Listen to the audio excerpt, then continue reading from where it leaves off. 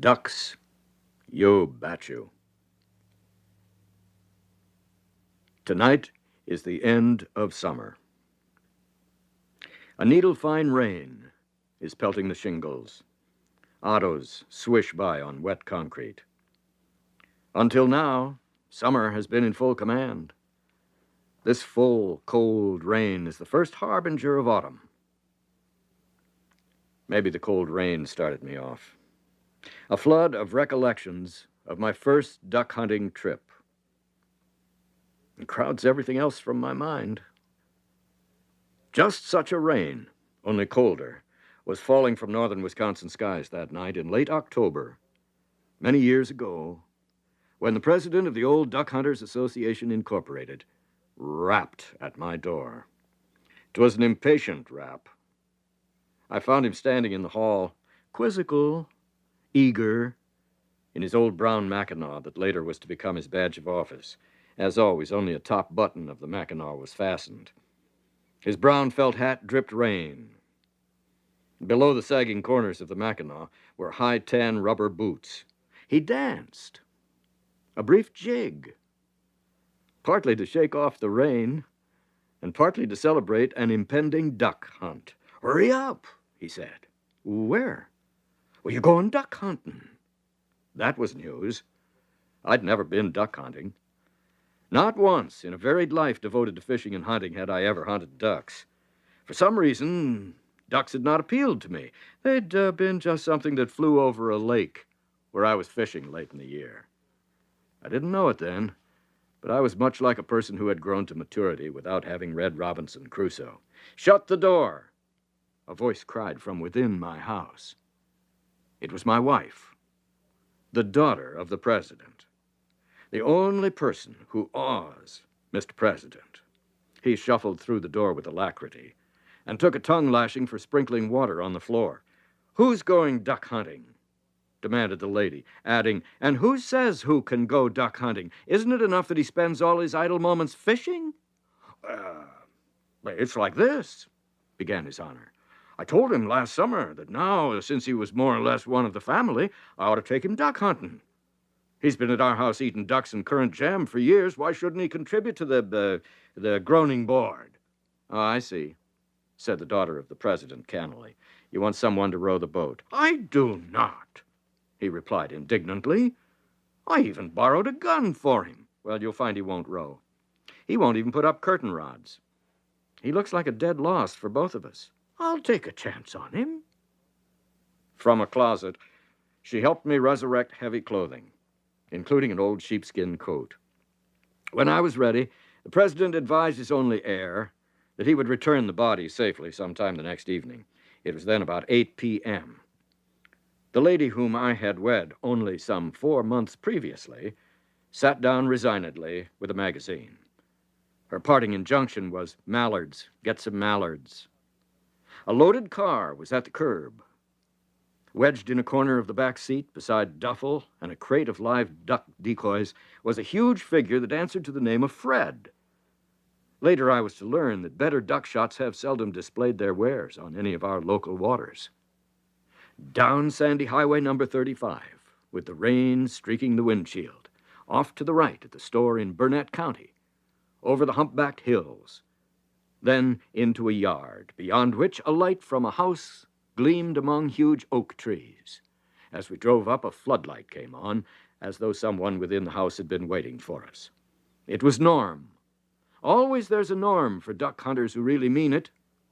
Some vigilant sentinel of the marshes who phones to say the flight is in. Norm was apprehensive. As we stored things in our allotted cabin, we did not have to be reminded by him that it was growing colder. The rain was abating, and a northwest wind was rocking the oaks. "Little Bass may be frozen over," said Norm. "You should have come when I first phoned 2 days ago. The temperature has fallen from 55 to 40 since sunset." We occupied the cabin. There were 2 full-sized beds. Norm built up a roaring jack-pine fire in the little airtight stove. There was much palaver along instructional lines for my benefit. And later, my 2 benefactors prepared for bed. We'll give you the single bed, said the president magnanimously. Fred and I are used to sleeping together. We'll put this extra blanket between the beds. Whoever gets cold and needs it can just reach over for it. Good night. In 5 minutes, they were asleep. Outside, the wind rose. Even before I fell asleep, only half warm, I contemplated the probability of grabbing that blanket. Later, I woke. I was somewhat congealed. I reached for the blanket. It was gone. I tried to fall asleep without it, but the cold was steadily growing worse. Teeth chattering, I got up, lit a kerosene lamp, and discovered the blanket carefully tucked around the 2 sleeping forms in the other bed. Sound asleep, and snoring gently, lay my 2 kind old friends. I wouldn't for the world snake that blanket off their aging bones. Not me. I piled all available clothing on top my own thin blanket and tried again to sleep. At times, I almost succeeded, but it was along toward 3:30 a.m. when I got up, lit a fire in the stove, and thawed out. And then I dozed in an old rocking chair, to be awakened soon by a loud thumping on the single wall of the cabin. It was Norm, delivering his summons to his hunters. I turned up the wick on the lamp. The president and Fred awakened languorously. The president sat upright, threw his legs over the edge of the bed, and studied the top of the table where the blanket had rested. "Just looking for scratches in the varnish," he said. "Dreamed last night I heard someone reaching for that blanket.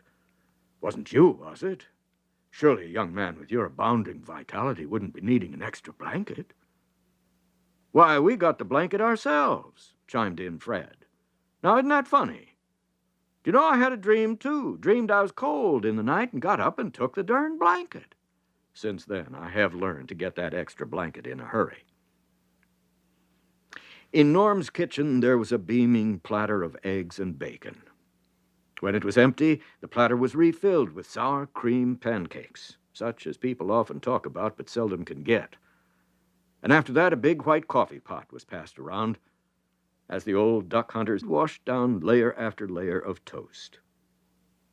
Outside, it was bitter cold. The first real Arctic blast had helped to dry the sand roads. Where it did not dry 'em, the cold froze 'em, so that the car lurched and bumped along the ruts. There was the faintest hint of dawn as the car turned through a cornfield, plunged over rough ground 100 yards, and came to a stop near the base of a long point, thrusting into the middle of a narrow, shallow lake. This point on Little Bass Lake was, and still is, one of the most sought-after ducking points in northwest Wisconsin. Situated north of Big Yellow, this shallow lake with its swampy shores is a natural haven for ducks escaping bombardment on the bigger lake. From a nearby patch of scrub oak, the president hauled at something until in the faint light I saw he had hold of a duck boat. I helped him drag it to the water. He paddled off through thin ice inshore to spread the decoys in open water. While he was busy at this morning ritual, the searing slash of duck wings came down to us a half a dozen times. Fred called to him to hurry, but no one hurries the president when he's making a set. Finally, he came ashore and occupied the small scrub oak blind alongside mine. Even then, he was not content to sit and wait, as was Fred in the nearby blind, but counted over and over again the wooden decoys, and was dissatisfied when he had 32. Anyone knows you got to have an uneven number. Why, 13 is better than an even number, he chafed. I just sat. Said I to myself, so this is duck hunting. Just sit and wait. Then there was a searing roar in back of us. I was about to raise my head to see what it was, but the mittened hand of Mr. President seized my shoulder and pulled me down to the sand floor of the blind. He himself seemed to be groveling in the sand. And from the nearby cover, where Fred skulked, I heard him stage whisper, "Don't move. They're flying in back to look us over." Twice again, the sound of many wings cleaving the frosty air was borne down to us. At no time did I dare look up. The sound faded, disappeared entirely, then swelled again, louder and louder. When it seemed it could grow no louder, it changed to a hissing diminuendo. That sound was my first introduction to the music of stiff, set wings on a long glide down. Now, maybe it was Fred who said it, maybe it was Mr. President. Before I had thrust my head over the parapet of scrub oak, Fred's 32-inch double had sounded, and the president, who shot a pump in those days, had fired once and was grunting and straining to operate the action for the next shot. He had to catch that old corn sheller of his just right to make it throw the empty out and a new shell in. Always, whether it worked smoothly or not, the president gave off a groaning, whining sound between shots, like an angry terrier held back from a square meal. He got off 3 shots before I could make out a low-flying squad of dark objects high-tailing across the lake. "Bluebills," said the president. On the open water beyond the rushes, and in the quieter water on the very thin ice, were 5 objects. I dragged the duck boat from its thicket and retrieved them. One of them had green on its wings. "What the—" said Fred. "Look, Al, one green wing among those bluebills." So, this was duck hunting. Well, not bad. Not bad at all. Indeed not. The sounds of swift wings and booming guns were good sounds. The smell of burned powder was a good smell. The feel of those birds, warm in a bare hand, was a good feeling. My toes had been cold, now they were tingling. I knew those 5 ducks would go best with wild rice and currant jelly. They made a nice little pile at our feet in the blind. And after a while, Gus Blomberg, who owned the point and lived in a little house 500 yards back of us, came down through the oaks to see what was going on. He took a chew of snuff and said, "Halloo, how is it, huh? Nice ducks, you bet you." Great guy, Gus.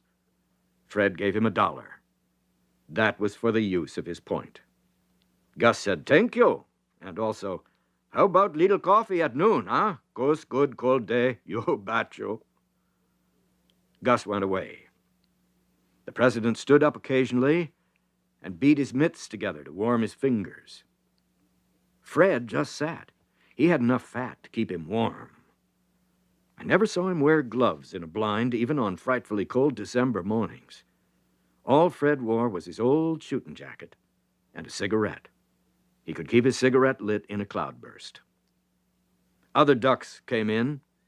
Some went on and some stayed. After a while, it occurred to me that I might try a shot at a duck myself. "Haven't you had your gun here all this time?" asked the president. And he meant it. He had been too busy to think of anything but that early morning flight. He took me back to the car and unearthed the short-barreled hammerlock, the forepiece of which was held firm by close-wrapped wire. "It's the best I could find around the neighborhood," he said. "The choke has been sawed off. Don't shoot at anything unless it's on top of you." So I had a gun. This duck hunting business was getting better and better. Back in the blind, Fred had a couple more down. A flock of 4 bluebills came in. They were trusting souls. They neither circled nor hesitated. They came spang in, from straight out in front, low. They set their wings. I picked out one and fired, both barrels. One fell at the second shot. My first duck. Lying out there on the thin ice, white breast up, dead as a doornail. The president and Fred had declined to shoot. They were furthering the education of a novice. They were, in fact, letting the duck-hunting virus take full effect. They laughed at me, pounded me on the back, and kidded me. And all day after that, they seemed to get an awful kick out of just looking at me and grinning. About noon, it began to snow. The wind fell off. The decoys froze in tightly. Fred stirred and said, "Coffee." His Honor explained to me that it was necessary to pull in the blocks before leaving the blind. I was glad for the exercise. After coffee and some of the other things had been duly consumed, we returned to the blind, Fred to his motionless waiting, His Honor to his quick, bird-like neck craning. The president usually saw the ducks first and signaled Fred. It did not perturb Fred much. The only sign of excitement from him was a gradual drawing in of his neck, turtle-like. And then he would stamp out the last quarter-inch of his cigarette and wait. At the crucial moment, he didn't stand to fire. He just straightened out his legs and sort of reared up. He was by far the best duck shot I have ever seen. Maybe I killed another duck. I'm not sure. From then on, I shot with the others. They'd let me have my chance. I had killed a duck. It had been an easy shot. They knew that, so did I.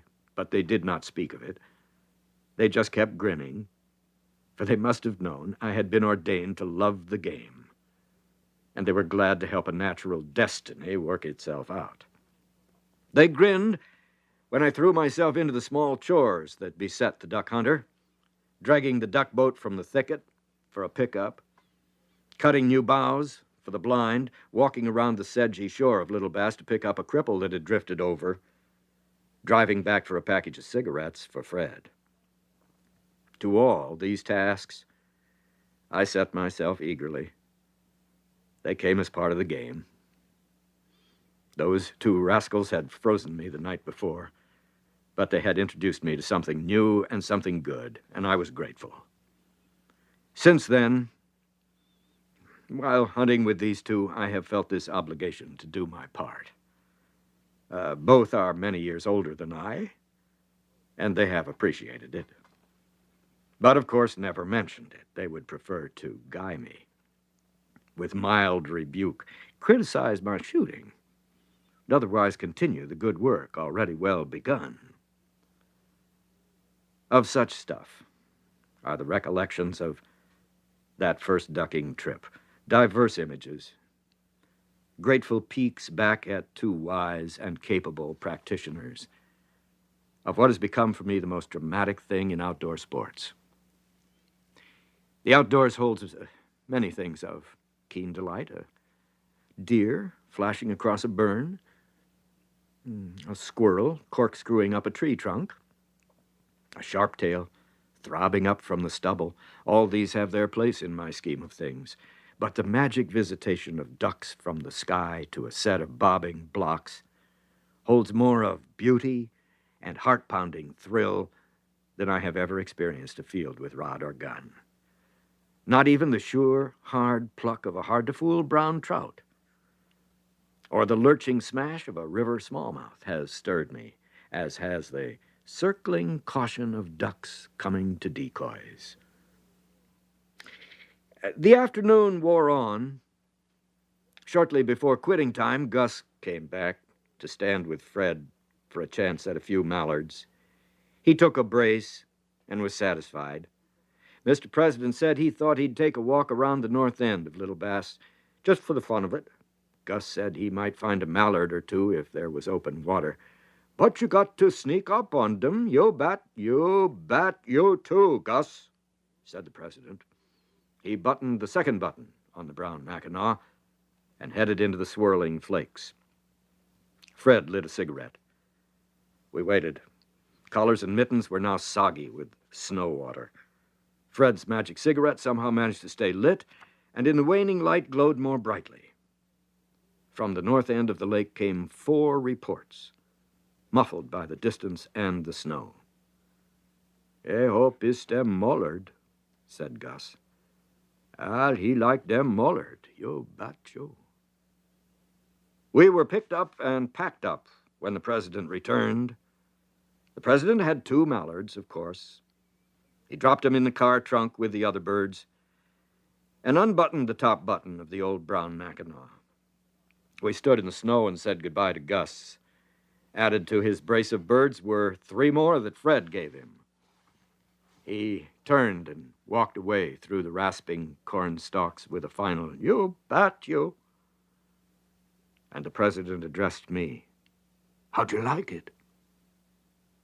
In those days, I was very young. It took me a long time to try to say what I felt. I have never succeeded yet. I simply babbled. We drove out of the cornfield, stopped to yell goodbye to Norm, who came out to his back door to wave, and then headed for the main highway. I drove. Fred reposed in the back, comfortable as the clucking ducks against whose crate he leaned. At my side sat the president. The light from the cowl partly illuminated his strong, sharp features.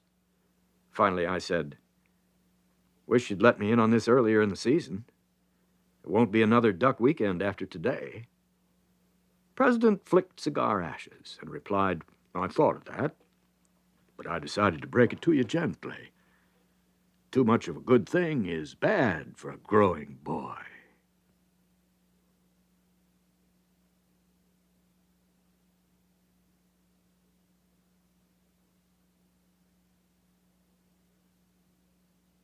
Upon the earth below. There's something about rain. At night in summer, when the clouds can swell no more and shrink from threatening battlements to ragged shreds over Wisconsin, I often get up from my chair, go to the big closet, and speculate over the implements of trout fishing there. Indeed, there is something about rain, especially a warm rain, spilled over a city or a network of trout streams. It kindles a spark. It presses a button. It's an urgent message from afar to any seeker of the holy grail of anglingdom, trout. There's the mild August rain, sluicing down to the thirsty earth. There are the castellated clouds, fresh from the western prairie, borne on the hot, dry land wind.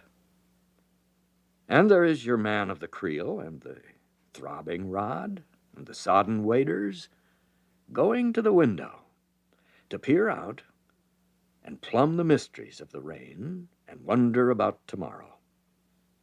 It must be that eons ago, when the rain splashed down over the front of a cave door, the muscle-bound troglodyte within went to the opening and stretched out his hand, palm upward. Perhaps he even stood in it a bit, as perfectly sane men will sometimes do. Perhaps that old sprig of Adam, restless by his fire in the dry cave, felt the friendliness of the rain. Perhaps, no troutster will deny it, he felt the drops upon his matted head and wondered about tomorrow. The rain can beckon a man of the noisy city and draw him to the door or window. Its attraction is so much the greater if it falls at night, when it's a whispering, mystic visitor from afar that seems to say, "Get ready, my friend. I am just brushing by to settle the dust and wash away today's dead spent wings." One night I was sitting alone, restless behind my newspaper. The rain had barely begun. I was feeling its pull. Dark had just fallen, and the rain had come tentatively, like a guest afraid of a cool welcome. It had grown darker, and the rain came stronger. I cast the paper aside and went to the door. All of the lush buoyance of August was in the night wind that came through the screen. To my nostrils came the scent of wet turf, and in the sparkling lines of rain that penciled down in the porch light, I seemed to see the exuberant waters where the trout dwell. I stared out. The lightning flashed on and off. 2 pine trees by my door tossed and glistened. I was lost there for minutes, contemplating the beauty of the night. Also, I knew what the rain would do for certain trout waters. Some of them it would raise. Some would even go over their banks. Others, mothered by heavily grown forest country, would take up the water slowly. The trout would be grateful, as it had been dry and hot for a long time. There would be new feed in the streams tomorrow. From my dry vestibule, nose pressed to the screen, over which hung a small protecting porch roof, I made out, in one lightning flash, the figure of a man. He was walking slowly and deliberately in the downpour. He came across the street under the corner light, and at the distance of 50 yards I could see that the water had flattened the brim of his hat. He vanished into darkness, walking toward me. Here, I said, is a man doing what I would wish to do if I didn't give a rip about the crease in these trousers. A man out shaking hands with an August rainstorm. I enjoyed his enjoyment. I could almost feel the warm drops cascading off my nose, the squishing of my shoes, the cool touch of rain on my cheeks.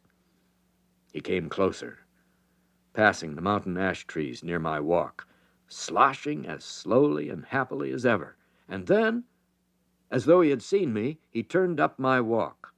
It was not until he strode into the wan light of the tiny porch that I recognized him, the president of the Old Duck Hunters Association. He stood beyond the porch roof in the drip, grinning in at me. "This is it," he said. "And you're fixing to catch a dandy summer cold. Come in." He stamped off some of the drops, dashed the water from his soaking hat, sized me up. "Little rain," he lectured. "Never hurt anyone. Especially fishermen.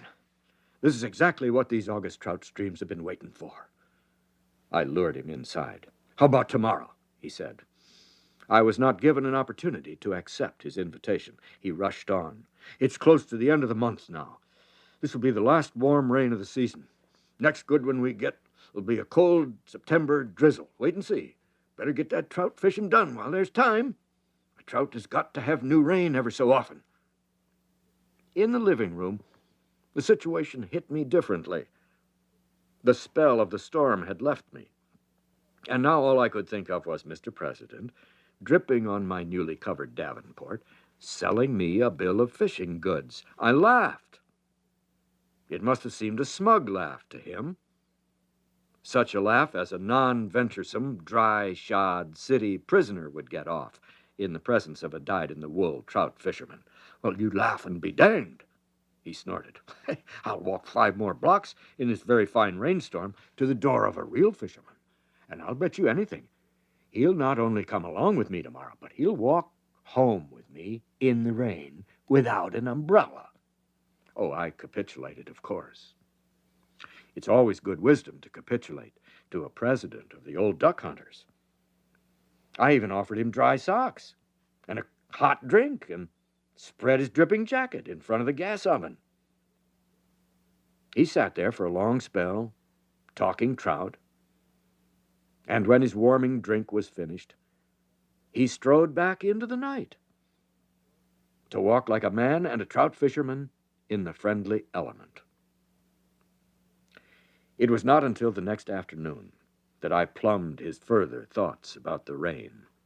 I wanted to get the whole of his philosophy of tramping through a downpour. I sensed a little of it, but wanted to learn more of what stirs the depths of such as he. "Well, it's like this," he said, shifting his cigar and leaning over the steering wheel, which was guiding us to the Iron River in North Wisconsin. "Up to yesterday, hadn't rained in weeks. I was getting as dry as your hollyhocks. Every day had been the same. Bright, dazzling sun, same old grind in the office, monotony. And then it rained. I was working late. I watched that storm gather, and the heavier the clouds came in from the west, the better I felt. Hey, do you suppose there's anything to this here theory that a little electricity in the air peps up a fella? I kept working through the rain, getting more done than I had all day. And when I was through, I said, 'Now for a good walk in the rain.' Why? I just wanted to. The reason I came to your house first was so I could dry off some before my wife saw me." I didn't quite get it yet. He continued, "Don't you ever feel like plunging into a snowstorm? Or wading a tough river? Or climbing a hill? Maybe it's a way of letting off steam. Or maybe I've fished trout so long I'm getting just like a trout, rushing out from under the bank in a rain to see what the river's bringing down for supper. Could be. I looked him over. A lean, keen businessman, much like many another businessman except for the fisherman's garb. Sharp brown eyes, a mouth on the upturned quizzical side, horn-rimmed glasses, a goodly swath of gray in the black hair. Yes, he might have been any other harassed slave of commerce on a fishing recess. But he was not. There was something of the boy about him, which most men pretend to outgrow, and doing so thus become old. We drove to the iron in bright sun, and the president stuffed his faded khaki fishing jacket with the things he'd need. He donned waders, rigged up, applied mosquito dope, and with a final flourish adjusted the old brown fishing felt with a hook-marred band. And then he was gone, leaving me to climb into gear and ruminate upon a way of life that brings a man to an even 70 with the heart of a boy. I got into the iron at a little meadow-like spot not far from Wisconsin's Highway 13. The sun was high. Last night's rain had hardly raised the stream. There was a freshness in the woods that all trout fishermen will recall, the freshness of soaking turf and rain-washed air, and the silver tinkling of a wren, and the sweet lament of a white-throated sparrow. I hardly feel that I've been trout fishing if I do not hear this precious bird along the stream. Things went indifferently for an hour. Fish were rising, but they were the tiny, ubiquitous rainbows so common in streams that empty into Lake Superior, and so laughably pugnacious, coming out to smash a fly like a featherweight, sparring with Joe Louis. By 4 o'clock, the outdoor stage was being set as it was the previous evening. The black bulbous clouds in the west, borne into Wisconsin by the day-long prairie wind, were rumbling and flickering distantly. I knew it was only a matter of minutes before the storm would be over the iron. But it was a fine time to fish. As the first drops fell, I got into a fair rainbow, creeled it, and went on hastily to search other likely corners. From a grassy place in midstream came a big enough brown, enticed out of its scant cover by the lure of new food. Downstream a bit, I took 2 more rainbows. All came to a very, very wet single royal coachman. A wind came out of those plumbous clouds that stirred the popples joyously, so that their long-stemmed leaves turned upward and revealed the silver gray of their undersides. I could feel the rain going through canvas and flannel to my shoulders. The river was boiling like a kettle. Fine, said I. Trout were out in it. The president was out in it. I was out in it. Let it come. I looked back, and there 100 yards downstream was the president, hailing me. Hurry up, he yelled. I went to him. He was certainly in a hurry. He had his rod taken down, but the line was still strung through the guides. Gotta get out of here quick, he said. He was short of breath. He had hurried to locate me. Get out of here? And I mean right now. Clay roads. I hadn't thought of that. I got to the car ahead of him. I was remembering stalled cars in Lake Superior's red clay, and one nightmare exit from a similar spot, where he and I made it out only by wrapping wool socks around the wheels in lieu of chains. No time to climb out of waders. The rain was sluicing down. We had one chance at getting out of that clay road country to graveled highway. It lay in the fact that we would be the first ones over the sharply crowned road on which we had come in. We might, by luck and careful driving, bite down with our tires and get hold of traction.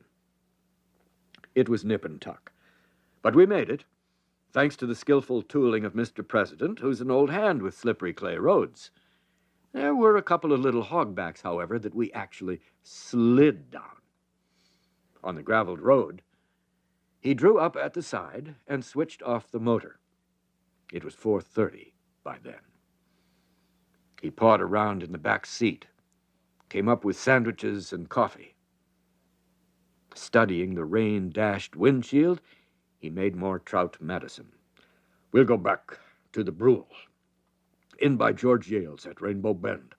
Have one more fling at it. Won't have to worry about roads there. Further trout fishing had been far from my mind. But just when you think the president is in a corner, he wiggles out and starts a new campaign. No hurry, he pointed out. Sit there, finish your coffee. Hey, here, sit on this old raincoat. I can't have you ruining the upholstery on a new $1,800 automobile. Ruin the upholstery, heck. I had been with him in the scrub oak country one day, when those tough-tipped branches made an $1,800 job look as if it had been sandpapered. He wasn't concerned. He was more concerned about 2 limits of mallards we'd taken that day from a hard-to-get-at pothole. About 7 o'clock will be soon enough to hit the Brule, he ventured. Just a half hour, or hour's all I want. A few good ones ought to be out by then. We sat and talked. We even had time between showers to straighten out some of our hastily stowed tackle. And the heat of our bodies partially dried our upper clothing. We talked, as do all trout fishermen confined in an auto, of politics and making money and how to get along with one's neighbors and fishing for trout and wading in frosty duck blinds at dawn. Fed, reorganized, we drove slowly south and a bit west to the Brule at Rainbow Bend. It's a favorite putting-in place for the confirmed wader. On the peak of land which juts out into this enticing stream, in front of the forest ranger's house, we sat for more minutes and watched the sun go down behind threatening clouds. By then it had stopped raining. The president lit a fresh cigar and studied the clouds from the west. It'll rain again, he predicted. Darkness was coming fast. The woods dripped. A few between-the-rain mosquitoes were venturing forth. A whippoorwill sent out an exploratory note. What time shall we meet at the car? Well, I don't like this fishing in the dark myself, he explained. Let's fish for an hour and call it a day. At this place, where the pines lean over the Brule, he jointed his rod and was off down the path on the right bank. I put in above the ranger's station, intending to fish above the old stone dam in a stretch that I respect most highly for its combination of quite fast water and long, deep holes. In late summer, when aerated water is preferred by trout, I found this place to be excellent. Such evenings are long remembered. Nighthawks swooped and cried above me as I went slowly upstream on the right bank. Before I got to my beginning point, my neck and shoulders were soaked again from dripping trees. It was still light enough to hold the eye of a fly to the graying sky and thread a 1X leader through it. I like this place. I've been very lucky here. I leaned against a great rock while I tied on a floater and studied for the 100th time the familiar stairway of rapids which lay before me. One of the best things about trout fishing is going back to a familiar place. Then the woods welcome a man. It's not like being alone on a strange river. I worked out line over the wavelets at the foot of my rapids, but turned over nothing more than the omnipresent baby rainbows. Hugging the right bank and working farther into the hard flow of this swift water, I did better across in the slack water of the left bank, when an 11-inch brown, tempted by a back-circling by visible in an eddy, smacked it hard and sure. Very well. They were out on the prod, following the rain as Mr. President had judged they would be. They seemed everywhere in that foaming water, and they were not choosy. It was dark enough to invite 'em to be impetuous and light enough to make for agreeable fishing. The fish of that place, I remember, was a stout brown. It came out of the swiftest water in mid-current, seized the fly and went downstream all in one swoop. With a 4-ounce rod and a 1X leader in that kind of water, a solid fish like this one, below a man, has all the advantage. I stumbled downstream after him, played him out in the slack water, and slipped him in the rubber pocket of my jacket. I thought then that he might go 18 inches. Anyway, I decided I would claim that length before Mr. President. By squinting a bit, I made out the time. 8:30. The hour was up. I returned to the car in the pines on the hill, put everything carefully away, examined the buster trout gloatingly in the car headlights, and composed myself behind the wheel to wait for Mr. President. Off in the west, there was hardly enough daylight remaining to backlight the pointed spruce tops. Back of me and over me, the sky was invisible. A big drop of rain hit the windshield hard. I sensed what was coming. There was a pause in the small night sounds of the Brule Valley. I listened. From far off came the bold, surging roar of rain on leaves. The sound came nearer, rushing through the woods in an ear-filling crescendo. And then the rain hit. It made a goodly cascade on the windshield. It hammered at the steel car top. It was a million wet drumsticks on the hood, and with it came a wild, quick wind, whooping and screaming through the treetops.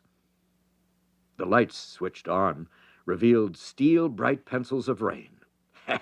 Too bad. The president was down in that rain-stricken valley somewhere, getting soaked anew. He might have escaped a second wetting had he quit the stream at the appointed time. He might have been sitting there with me in the dry front seat, looking out into it. I was feeling pretty smug about it. The president is a late stayer. This time I thought he was going to pay the penalty for not keeping an appointment. And then there was that damp, comforting lump in the rubber-lined pocket. I could feel it by reaching a hand down over the back of the seat to where my jacket lay on the floor. I would take my time about showing him that one. I'd be nonchalant. I'd haul out the little ones first, wait for him to snort at them, and then produce the good one. I'd show him. I'd say it was a wonder a man can't depend on his best friend's word. I'd say that when I tell a fella I'll meet him at such and such a time, I meet him then, and don't keep him waiting in a cloudburst. Time dragged. I am an impatient waiter. Would he ever return? A half hour passed, then an hour. I turned on the lights from time to time at imaginary sounds from the path up which he would come. It was a long, boring, fretful wait. And just after the legal quitting time of 10 p.m., I really did hear boots crunch against gravel. I switched the lights on to light his way, for it was Mr. President. He came forward in the downpour.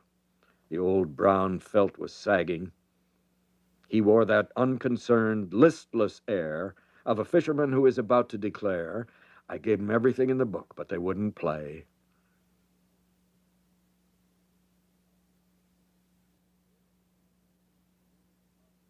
I opened the car door, and he squished in, played out. He demanded hot coffee, and sipped it while listening to my evening's report. He lighted up some at the sight of the 18-incher, but said it wouldn't go more than 15. Maybe only 14 and a half, he ventured. No, he hadn't a thing worthwhile, that dratted rain. And when it grew dark, he had his troubles in fighting the river without a flashlight. He wormed out of wet gear and into dry, gall-durning his luck and the weather. We prepared to drive home. I'll take down your rod, I offered, and went outside to where he had leaned it against a fender. I hastily disjointed it and crawled back behind the wheel, handing the rod joints back to him. Then I discovered I was sitting on something big and cold and wet, something he had put in my place while I was getting the rod. I turned around and stared down at the largest just-caught native brook trout I have seen come out of the Brule. Later it went a mite under 4 pounds. Something of a miracle in this day and age, when all men know the big fish of the Brule are invariably browns or rainbows. His Honor was chuckling now. The fish, he explained, hit a number 4 brown fly that didn't have a name. He had heard it feeding in the dark and rain, and stayed with it for a half hour till it rose to the fly. He admitted it was the largest brookie he'd ever taken in the Brule. I stared at it as a man will stare at so rare a treasure. I envisioned the battle that took place down in that storm-lashed valley. The lightning must have seen a classic combat that night. I held the fish up and examined it by the dome light. How long do you suppose it is? He snorted, a triumphant snort from his throne in the rear, and shot back. Put it alongside that 18-incher of yours. The way you figure, it'll go just a yard long. Just 1 yard.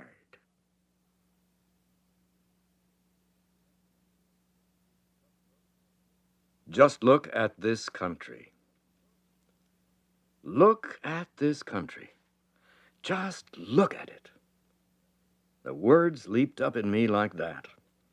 On the opening day of Wisconsin's deer season, I stood on the top of a high hill with a rifle in my hand and looked across miles of grand, rugged hunting country. You've made that same exclamation yourself, perhaps at the end of a hard portage trail, when a blue, spruce-girt lake opened before you, or when you saw sweeping country below you at the end of a hard climb. The sight of that Wisconsin wilderness made me feel like getting back in there for a prowl, instead of proceeding to the immediate business of hunting deer. I had never seen this big, rough patch of Wisconsin before, although I'd fished and hunted around its edges for years. It was like discovering a pearl in an oyster.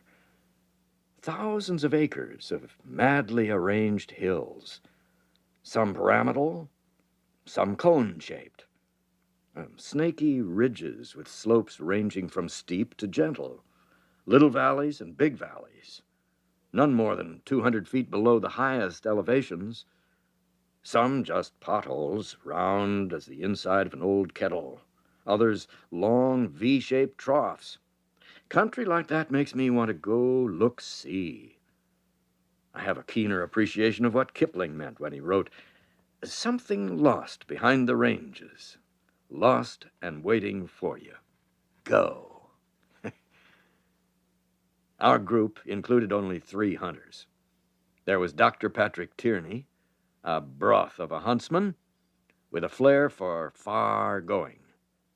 And there was that redoubtable, that peerless, that matchless gentleman and woodsman of the cutover, the president of the Old Duck Hunters Association, Incorporated.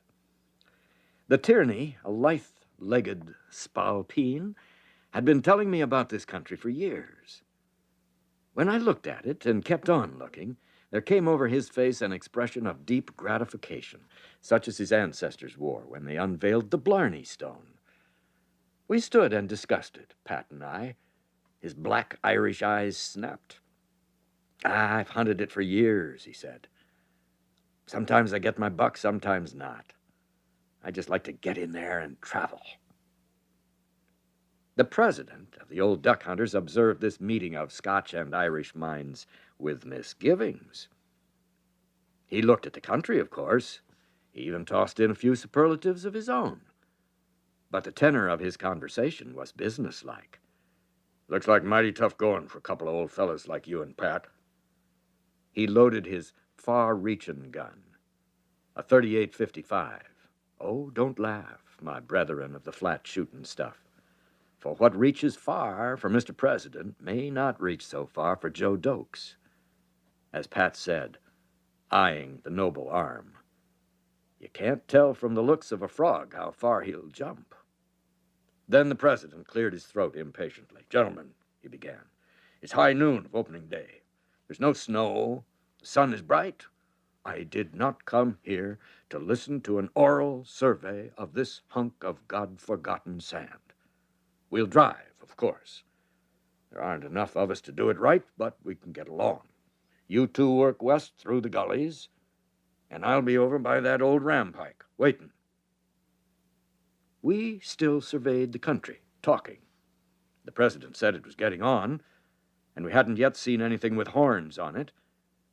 And finally, Pat made up his mind. "Mr. President," he said, I'm tired. I want to get more tired, a different kind of tired. I want to go out in those hills and walk my legs off, all by myself." "You don't mean to say," snorted the president, "that you won't make even one little push through the alders?" The drive is the thing in Wisconsin. The president, all of us, in fact, were brought up with deer hunters who drive. Still hunting? Grand sport, indeed, but the rules are upset when 100,000 hunters go into the woods. I told the president I felt as Pat did, that I'd like nothing better than a long, hard swing through the hills. He was aghast. "Couple of naturalists, huh?" he shot at us. "Going out to enjoy the beauties of nature. Well, sorry I didn't bring my wife along. She loves to gather wintergreen berries at this season." We protested. It wasn't that exactly. It was just that a couple of city pent fellas wanted to tramp the bush. Well, he could hardly believe it. He waggled a finger under my nose and exploded. "I'd never have come if I'd known it. There are anyway $100 back in those hills. A little drive, nothing to it. We shouldn't settle for anything less than one today. It's opening day." We finally convinced him we preferred it our way. Every man for himself. He moved quickly then. He pumped the cartridges out of the 38-55 and put the gun back in its case. He dived into my car and from its depths yelled, "Have you got that old pig iron shotgun here?" I had. It's an ancient arm, the open barrel of which will throw a shotgun slug about as accurately as your grandmother would pitch him over at the polo grounds. But the choke barrel is accurate with slugs. I explained this to him. I explained further that it was an exceedingly temperamental cannon, given to letting off both barrels if you pulled the rear trigger. He said all he wanted was one crack at whatever he saw because he was going to be almighty close to it. He dug in the inexhaustible pocket of the old brown Mackinaw and found two 12-gauge slugs, pocket-worn but lethal. Pat offered him his $253,000, but he declined. "No, sir. As long as it's still hunting with the cards stacked against you and the herd running wild everywhere, I'll take the elephant gun." He inspected the old shotgun. "Never shot one of these things at a deer in my life," he declared. "But you boys have put me on the spot. You've made an Indian out of me in 15 minutes. What I want now is something that'll plow through brush. I feel like a fool toting a shotgun in deer woods. But somebody's got to get the meat for this camp. I can see that right now." He left us, a sturdy, indignant figure, in the old brown Mackinaw, buttoned as always only at the throat, its brown checks bedizened with red bandanas. We wear red in the Wisconsin deer woods. Pat and I went into the brush and separated within a mile. It was one of the grandest hunting days I remember. The kindly old hills took me in. They let me become a part of them. Up this ridge and down that one, across that draw on the outside near yonder hump. Maybe a buck could come along. Who cares? Still hunting? Not even that. Just poking about in the hills. I had been tired, but now seemed refreshed. That previous day, I'd driven 460 miles over a large part of Wisconsin's deer country. I felt I needed to get out and replace the fatigue of driving and city life with the honest weariness of the woods. I wanted to get out and perspire and breathe hard, climbing hills. That country has an enthralling sweep. It fascinated me as it had fascinated Pat for years. It seems more like a mountain country than anything I know of in Wisconsin. Oh, not in the sense of possessing high ranges, indeed not. But it has contrast. And contrast is what counts. Sometimes a child's sand mounds in the backyard can look more like mountains than the real thing. A mountain country in miniature, but quite accessible to a man on foot. A place where a man can feel a giant by his conquest of one range after another. A bewildering assortment of crazily strewn sand hills, the product of the last glacier. A place where a hunting man can find 1,000 spots to stand with a modern arm and command a mile of country. A place where high wooded ridges run helter-skelter. One of those rare pockmarked terrains of the Lake States where you can actually put field glasses to good use, where hunting can be made more like bighorn stalking than deer hunting. It's north of the town of Barnes in Bayfield County, but you got to get off the town roads and fire lanes to see it. Furthermore, if you're interested in the travelogue angle, have a peek someday at the somewhat less rolling land south of the Eau Claire Lakes in that same county, along what they call the Hayward Road. One opening day of deer season, hold on, we're off the trail. 50 years ago, the lumbermen took off the white pine, the finest white pine that ever grew, they tell. They've been pecking away since at the smaller stuff. Now they're down to jack pine pulpwood. But an amazingly benevolent nature is building back. Leave it alone, keep the fire out, and it'll come back, they who know tell us. Stand on one of those ridges and look far away. Have you ever tried to look at anything far away in a city? Or even in a town? I mean, something that rests the eye? The eye seems to forget it can be made to focus at long distances. Far off, misty blue hills, one draped behind the other. Ropey, twisted hills. Tree-clad ridges. Old potholes that once were lakes. Long, inviting draws. No part of it like any other part. Perhaps what Pat and I saw in those hills that day is of small moment. Perhaps here in an outdoor magazine devoted to fishing, hunting, and kindred sports is no place to confess hunting was secondary out there in the sun-drenched hills. Perhaps, but I doubt it. I know too many Pats and Jims and Johns. I know how they feel some days. I grew up in deer country. As a boy, it was important that my dad get his 2 legal deer that the law allowed. It was meat for the winter. I grew up like many another youngster in North Wisconsin, with venison a familiar and delicious taste. From about 7 on, I used to be as thrilled as any adult hunter when enough snow fell at the opening to make for good tracking. But it is something to be alone in the bush with a 30-30 under your arm, the wind in the trees, and the feeling that if there are such things as big cities, they must have existed in some ancient past. It's a fine thing to climb a rise, sit in the tumbleweeds, smoke a pipe, and look off for miles at more of the same country you just came through. Some people ask why men go hunting. They must be the kind of people who seldom get far from highways. What do they know of the tryst a hunting man keeps with the wind and the trees and the sky? Hunting? The means are greater than the end, and every deer hunter knows it. The yellow November daylight was fading fast when I turned back toward the parked car. The last half-mile took me over the highest hill I had found. I hadn't seen a deer, but the sun was molten and round in the west over the upper Brule country. South, like a straight brown carpet, ran a wide new fire lane. Here and there, lights on hunters' cars were already gleaming in the dusk. At the car, I found Pat. He'd just arrived. We were both leg-weary but uplifted. The president had not appeared. The sun went behind the hills. The quick November darkness came on from the east.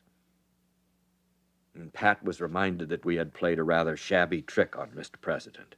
He rubbed his chin and remarked, if he gets a critter, we'll never hear the end of this. I felt guilty myself. But of course, I reminded Pat, he won't get a deer. The president's a drive man. An old car creaked out of the narrow trail down which we had seen the president vanish 4 hours ago. The driver, a sturdy son of the hills, rolled down a window and shouted, "You fellas looking for an old gent with a shotgun?" Not exactly, we explained. "Well, he's back there about half a mile with a 180-pound buck. And he told me to tell you boys he'd be derned if he'd move him an inch from where he dropped him." Man with a brown mackinaw draped with bandanas? That's your man. He can't tote that buck out alone." And the messenger of the hills drove off. Pat spoke first. "Maybe we'd just better go home. Go quietly to bed with the covers over our heads." "I'm beginning to get your idea, Dr. Tierney. He's had me under suspicion ever since the last day of the duck season," Pat went on. "I wanted to quit at noon because I was cold." We drove the car down the trail among the scratchy oaks. The president was sitting at the roadside, smoking a cigarette. The buck lay in the center of the trail, where he had dropped it. He had dressed it, sat down, and waited. "I told that fellow in the car I wouldn't move him," the president explained. "Told him why, too. Told him I had a couple of naturalists with me who liked hard work. He seemed to enjoy it. Anyway, he drove his car through the brush to avoid running over the buck. And how did my, companions of the chase make out?" Well, at that, he didn't bear down so hard. He seemed to be waiting for something. He wouldn't touch the buck, no sir, not with two strong, heavily muscled young athletes around. He'd take care of the winter's meat, but the menial tasks for the women and children, he said. We stowed that limp 5-point animal in the trunk of my car, and there was room for the guns. And then, in the last of the daylight, we looked over the place. It was easy to see what had happened once the president showed us. The trail was an old logging road. The president had looked it over carefully for a distance of several hundred yards. It lay just on the edge of that wide hill country. He chose the brushiest spot in the road, because going into the woods from the trail on each side, he had found a deer runway, hard-packed in places, with hooked brush where bucks had worked off steam. 30 yards from that crossing, almost invisible from the trail itself, the president had sat down to wait. 1 hour, 2 hours, 2.5. He knew which way the buck would come. From the hills where you two boys were running up and down the ridges. A twig snapped. 100 yards back from the trail, on a rise, came the buck. Walking, nibbling a bit here and there. He was obviously working cagily out of the hills toward a game refuge to the west. The president held his fire. He wasn't sure of that first barrel. The buck would stay on his own runway and hit the road. The wind was right. The president doesn't make that kind of mistake. The buck walked leisurely into the open center of the road. He was 30 yards away. I had decided right then and there to pull the rear trigger, the president explained. That buck never knew what hit him. Both slugs at once through the neck. Say, that shotgun's got the old flat shooter beat at close range. We made it to the camp, hung the buck on the pole, and went inside. It was warm in there. Pat and I removed our heavy flannel mackinaws and then our flannel shirts. We sat and talked. The president's revenge was not forthcoming. Maybe he had forgotten about it in the elation at getting his buck. He was very kind to us. He made 2 trips to the kitchen to pump us cold drinks from the big red pump.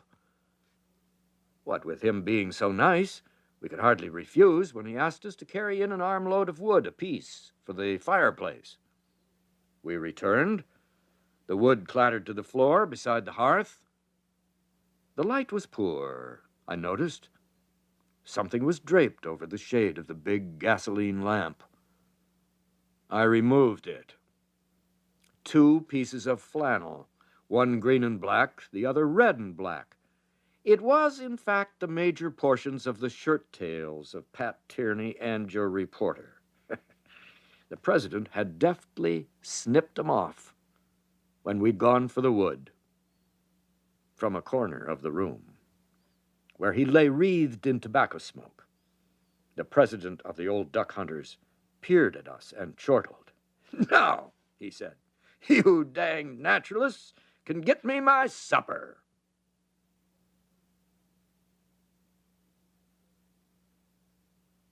Said a thief. It was precisely the night for the Old Duck Hunters Association to be about. The October dusk had been snuffed out by a cold rain. Beneath street corner lights, the last of the brown leaves gleamed wet and sad. The house of the president of the Old Duck Hunters loomed ahead. I sloshed through the downpour toward the driveway at the back door, knowing that one or another of his faithful second-hand vehicles would be there, patiently accepting hunting gear, though its rear springs sagged to the hubs.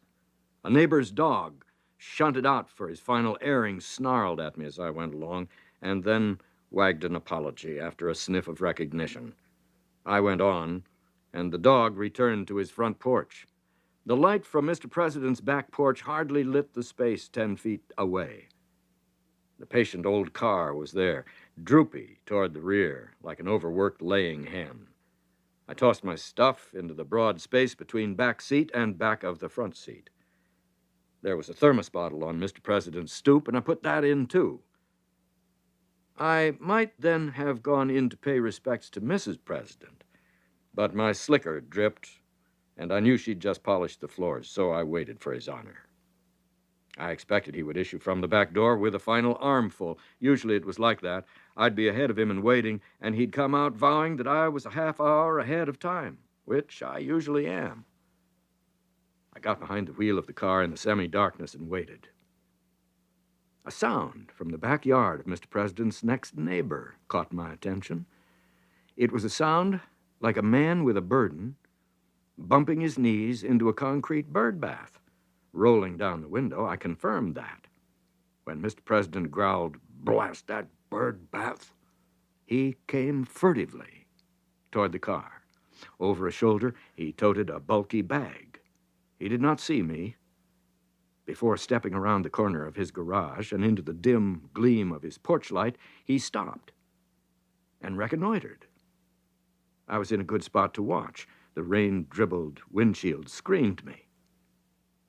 Mr. President set down his burden and strolled into the light. His sudden transformation from skulking to strolling was superb. He looked across the street and up the street and down the street. He held out his hand as though he had just discovered it was raining, though rain had been falling for an hour and he was dripping. Then, still supposing he had not been seen, he ducked back into the darkness, emerged with his burden, and with one swoop opened the back door of the car and heaved it in. It landed on the floor, and there was the unmistakable thump of duck decoys. Of course, he saw me then, and in the dark, I caught the twinkle of his eye by the expression of his voice. "I ain't done nothing, have I?" "Nothing," I echoed. For it's a rule of the association that the old man's wish is the membership's law. "All you saw me do was come through Norm's yard from Carl's house with a sack. Isn't that right? Answer me now." "Yes, sir," I agreed most solemnly. "There might have been a body in the sack." "Yes, sir." "There might have been 50 pounds of pine nuts from Carl's garage." "Yes, sir." "Or there might have been half a bale of hay in that sack." "Even a whole bale." "Fine, just fine," said the president of the Old Duck Hunters. "I take it then you're ready to swear that you never saw me steal Carl's decoys?" "Your Honor," I replied, "his decoys are not worth stealing." "Well, I suppose," he said, "the only kind of decoys worth stealing are those highfalutin brand-new jobs of yours. The ones you keep in separate bags so as not to ruffle those wooden feathers." He snorted. "The boosters in that ragged gunny sack which you did not see me steal, are ducks. Ducks with a past, ducks with a reputation. Not a shot hole in 'em. Old ducks. And anybody knows wild ducks like old decoys better than new ones. Mr. President was off on a pet subject. He had long maintained that the wooden creatures, many times painted and patched, are superior to more modern decoys, no matter how perfect. He holds that there is something about those old boys. They got character.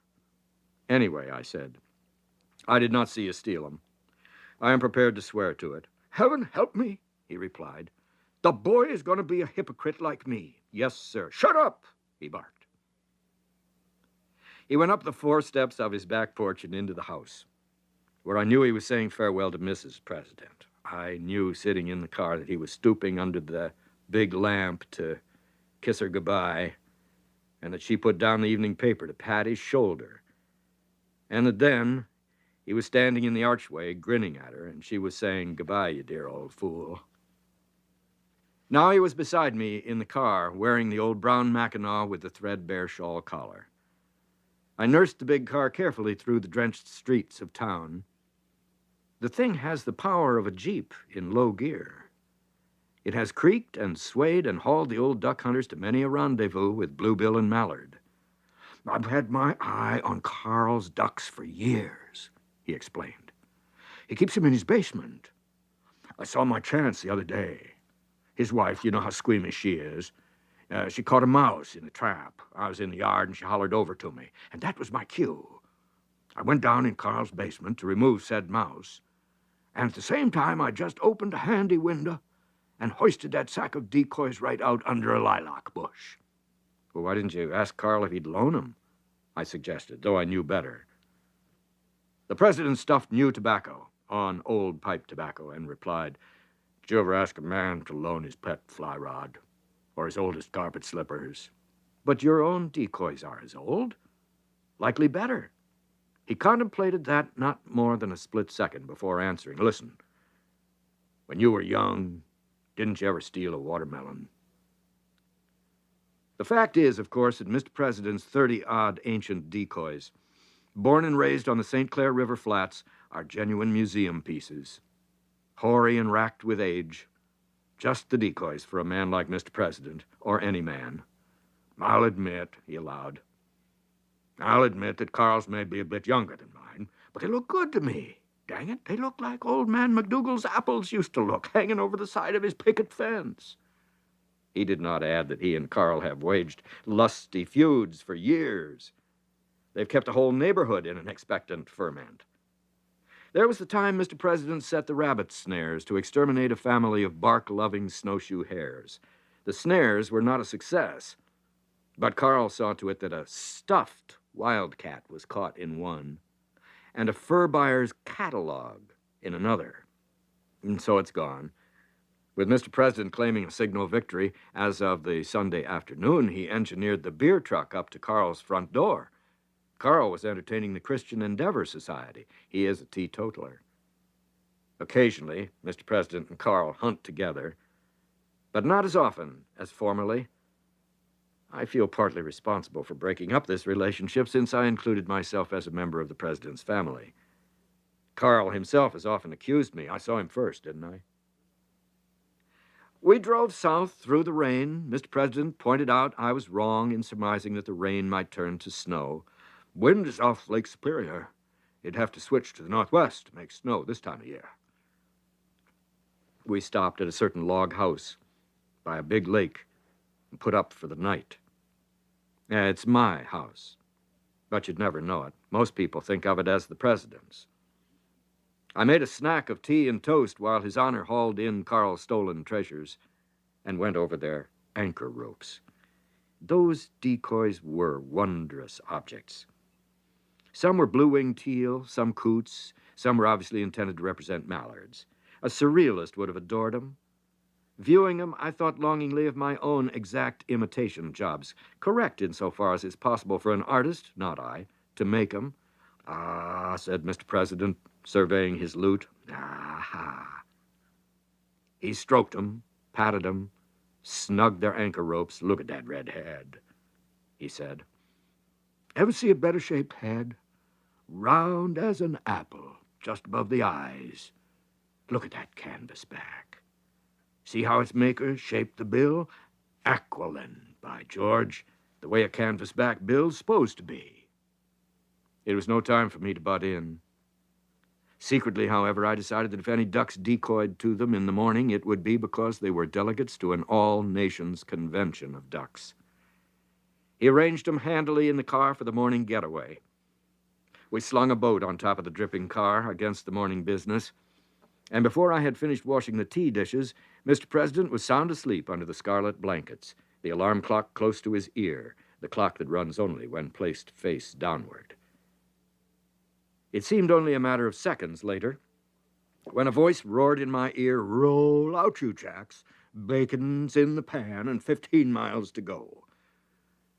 No mortal can be so wide awake as the president of the old duck hunters at 4 a.m. At that time, when life is supposed to be at lowest ebb, he is at a vigorous peak. I think it's because he gauges every tomorrow as calculatingly as he gauges the range of a suspicious mallard. At any rate, he is a picture of leisured organization come morning. The bacon must be crisp and drained on brown paper. The coffee must be egg coffee, velvet smooth. The eggs must be barely caressed on their tops with melted butter. The bread must be twice toasted, once to dry it, once to stiffen it into toast all the way through. There was no time to wash the dishes. Our route led around the lake in the dark rain to the narrow road running south to the Totogatic flowage. This man-made lake in Sawyer County, Wisconsin, has established new and inviting feeding grounds for waterfowl. Some say it's ugly because of the drowned trees. The old duck hunters hold that beauty is as beauty does. The road was a worry. The high-wheeled old powerhouse of a car needed all it had to get through the clay at hill bottoms and plow up the next incline. A charming road, this. It penetrates one of the wildest sections of Wisconsin. We went past Smoky Hill Fire Tower, past Roy Harmon's deer-hunting rendezvous, over the stone bridge that Hank Kohler built across the Alps River, past the deer stand where Pat nailed old yellowhorns, past the Porcupine Hotel, another deer camp, past the big stand of hardwood, and so to the Nelson Dam at the foot of the 1,800-acre Totogatic flowage. Here, the Totogatic River was dammed so that its hemlock-stained waters were backed up 4 miles. It's one of 4 similar water retention projects in this county, but hunting and fishing men look upon it as a comparatively new field of operations. Tamarack, popple, pine, and spruce were flooded when the waters rose. They stand there now, drowned and dead. The stark trees, with acres and acres of bog, offer the men of waterfowling endless opportunity for cover. Early in the season, it's mallards and teal, of course. Later, the bull-chested bluebills seem unable to resist the sprawling flowage. Functioning systematically, the old duck hunters soon had everything in the boat and were rowing, a pair of oars apiece, south and east to a narrows. Halfway to the place, Mr. President called a halt to listen. His sharp ears had caught an outboard's roar above the sound of our rowing. It was coming our way. "Might be someone wanting our blind," he said without delay. "Bear down on those oars, boy." We beat the outboard. As we were splashing blocks overboard, the motorboat hesitated before us in the dark. Its occupant sized up the situation and sped on, setting up a half-mile away. "This here blind," the president explained once we were in it. "This here blind is the best on the flowage. That boy who tried to make it is smart, though. He picked the second-best place." Daylight came somberly over the gray waters. It thrust slantwise through the dead tamaracks. But long before it was time to shoot, the president had made his inevitable second visit to the decoys to rearrange them, as is his way. "They look different once you're in the blind," he said as he climbed back in. The wind was at our backs. Before us was a horseshoe of decoys, with the toe of the shoe 25 yards from the blind. One arm of the shoe stretched in a long string straight out into deeper water, so the ducks coming in would be guided by the teasers over the pocket of decoys which formed the toe of the shoe. Daylight grew. So did those decoys of Carl's. Some of them looked like gargoyles, and some just looked like tomfool decoys. A more motley assortment was never spread, with the possible exception of Mr. President's own monstrosities. "I wish," he whispered, "that I'd brought Min and Bill to give 'em just a leetle more oomph." Min and Bill are two caricatures of decoys, allegedly mallards, named for a cozy pair of live decoys that the ODHA owned in other days. Min has had at least 10 coats of paint plastered over her. Bill has a fissure down the center of his solid back that you could stick a finger into. But they're 100 years old and game to the core. The lack of Min and Bill worried Mr. President until a pair of speculating black ducks sailed by, turned, with astonishment, I think, and flailed right over Carl's comic strip boosters. "I told you," the president exulted. "Those decoys of Carl's are all right. You can't beat old decoys." I retrieved the two blacks with the boat, readjusted a couple more of Carl's frauds according to Mr. President's shouted directions, hid the boat, and climbed back in. Business was good. To be sure, many a wary black and mallard flared from the stand. But when I complained that it was the fault of the decoys, the president said it was because I had kicked a shell box or wiggled my head, or because my side of the blind had too much cover sticking up high, and ducks don't like you like they do me anyway. The president described it as a nice, steady day. The advance guard of the Bluebill flight was in, tempted to tarry by flowing smartweed, which was at a great peak that season. "Within a matter of days, or perhaps a week, the whole pack of bluebills will be here," the president pointed out. "And that won't be the best shooting," he added. "That kind of shooting is too good. You get your 10 ducks too soon, and then you got to go home and put on storm windows. That's what a conscience will do for you." It was my job to slide the hidden skiff off the bog and retrieve the ducks that fell. I like it. The association has decreed that such work shall always be laid out for the rank and file. Mr. President swore that day that the job was a privilege. You just dragged that heavy boat off the bog in order to get warmed up, while I got to sit here and freeze. The rain kept up. Nor'easters from Lake Superior have a way of blowing for 3 days. It would abate and then begin again. The president had been right. No snow fell. We ate our sandwiches, and the flight fell off.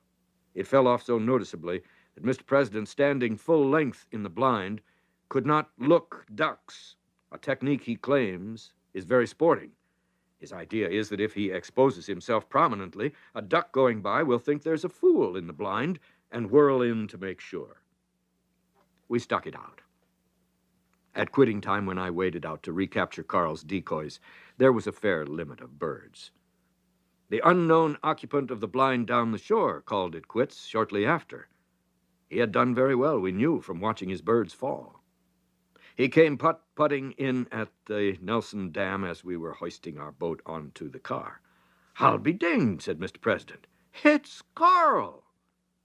"I never saw nothing," I reminded him. We helped Carl with motor and skiff.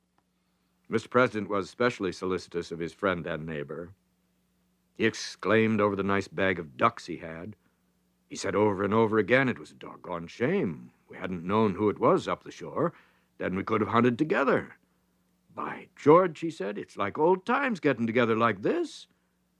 Carl was equally pleased. He said, "By George, it's been a grand day, even if it did rain, and I'm wet to the skin." And so Mr. President invited him back to our bailiwick, where over steaming cups of quick coffee they hearkened back to other days. The two of them killed at least 100 sharp-tails on my hearth. They stood again, as of yore, in the snowy cutover in deer season, agreeing that any man who lit a fire for warmth was a softy. "I allus hold," Carl declared, "that even a hemlock bark fire scares deer, even if it doesn't give off smoke." They were a precious pair. I left him to stir up a hot meal in the kitchen. And through the window, I noted that Carl's boat had slipped sideways in its trailer cradle. I went out to straighten it and pushed his decoy sack back into the center of the boat where it would ride. The old cord closing the sack broke, and a decoy rolled into the bottom of the boat. It was Mr. President's bill. Crack in the back and all. Dear old Min was only a few layers below him. The whole sack held nothing but Mr. President's aging decoys. The silly coots, the skinny teal, the multicolored redheads. All of them were there. I switched the sacks to the proper owners, then and there. And I went back inside and poured those two old frauds the biggest, hottest plates of lamb stew you ever saw. They sat there chewing the rag and sopping their bread in the stew, and hunting and fishing and agreeing it was a fine thing indeed. There was somebody around this camp to wash the dishes and sweep the floor for a man. Carl departed in the rain, full of hot stew. I got to him as he shoved off, after the president had said his last farewell and trooped back to the fire. "Where," I demanded, "did you get those decoys I just found in your boat?" "As long as you know," he said. I went right in and burglarized them. I did it the day I happened to look out a basement window and saw mine under that lilac bush. Well, there's only one man in the world who'd try that. So I went over one morning when nobody was home and just swiped his." He drove off, but not before I had assured him that his own precious fakes had been restored. Back inside, Mr. President was vastly pleased with himself. "You don't know nothing, then?" he quizzed. "Not a thing." "I really like those ducks of Carl's. He didn't catch on, did he?" Didn't have an inkling. The president of the Old Duck Hunters Association settled down for a snooze. But before he dropped off, he announced, "It takes an old fool to fool an old fool." Now, in June. No time is better for trout fishermen than early June. Other months may approach it, they may even excel it now and then. But what I'm getting at is that June is the best time for trout fishermen, as well as trout fishing. Take the president of the Old Duck Hunters Association, for instance. This symbolic angler said to me one night, in knee-deep June in his backyard, "I can tell by the smell in the air I'm going trout fishing tomorrow." It was a good smell. Flowers were coming up out of brown earth, insects hummed, the neighborhood was suffused with the odors of lush June.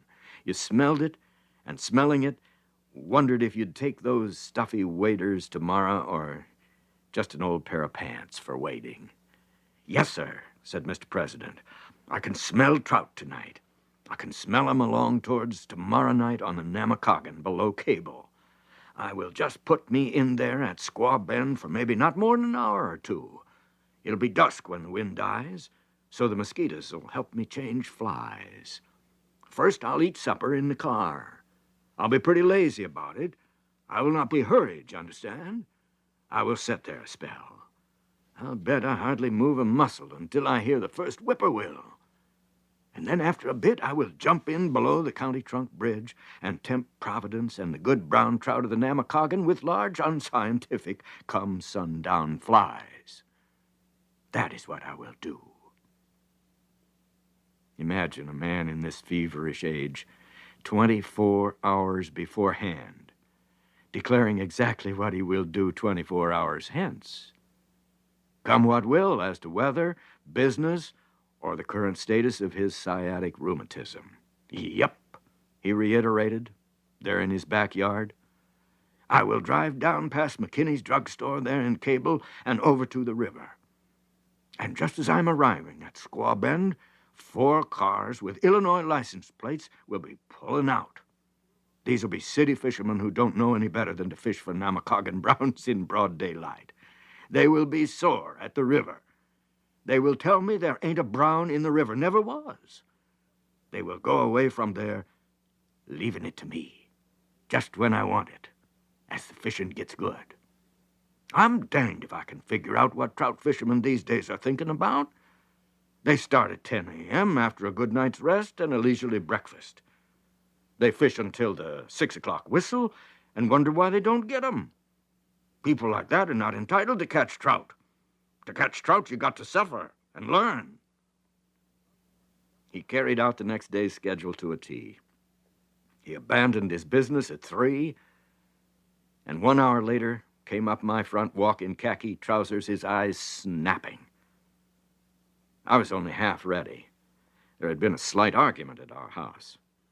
My wife, who is Mr. President's daughter, just sort of hung around and looked abused while I picked up my stuff. That can unnerve people like me. The president took in matters at a glance and yelped, "For heaven's sakes, woman, get away from that man. Can't you see he ain't soaked his leaders yet?" Think of it. A man who can talk like that and make it stick. Picking up the final odds and ends, however, I wondered for the 100th time why he could not command so imperiously in his own house, where he achieves his ends by other means, obsequiousness, if not downright chicanery. It's a smart man who knows when he's licked. Trout fishing is not like drinking beer, he lectured as the car sped south and east. It's more like sipping champagne. A good beer drinker just sits him down and lays into it. You hear the first one splash. But you just sip champagne. You take a tiny little bit and smack your lips. So with trout. You don't want too many. You want to get the stage all set. You look ahead, figure out every move. You will not be rushed. You are not after a bait of fish. If you are, you would go down to the St. Croix and jerk the darn teeth out of smallmouths. What you are after is to fool a trout. Or maybe 4 or 5. I'm for filling frying pans, you understand, but only now and then. More often I'm for picking out a trout so smart he thinks of running for the legislature. There he is, living under the bank by daylight and sneering at the guys who waste their time working over him when the sun is high. My idea of perfection is to give that guy a dose of sprouts, to teach him a lesson he won't forget, if I can't creel him.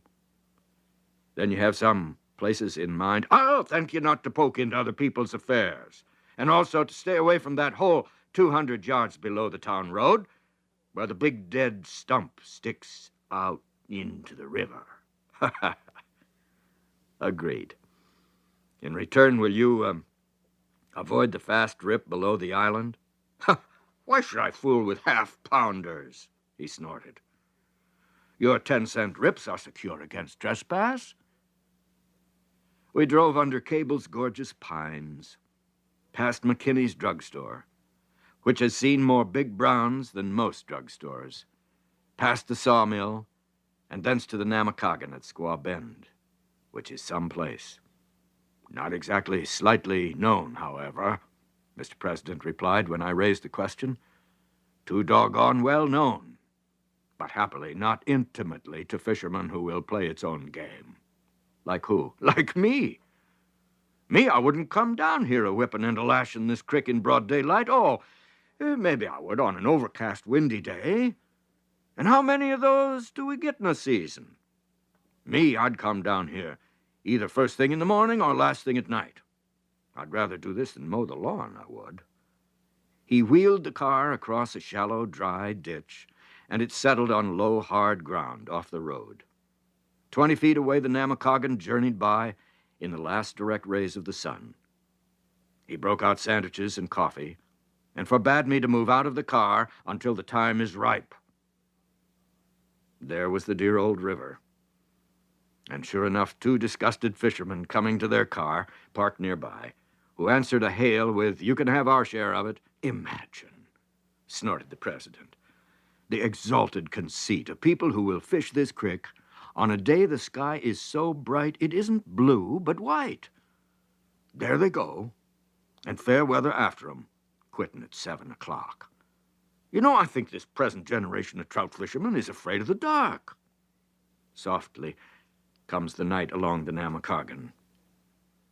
Born in cold, crooked-shored Namakagon Lake, it curves south and west to the St. Croix. Its upper reaches trout water.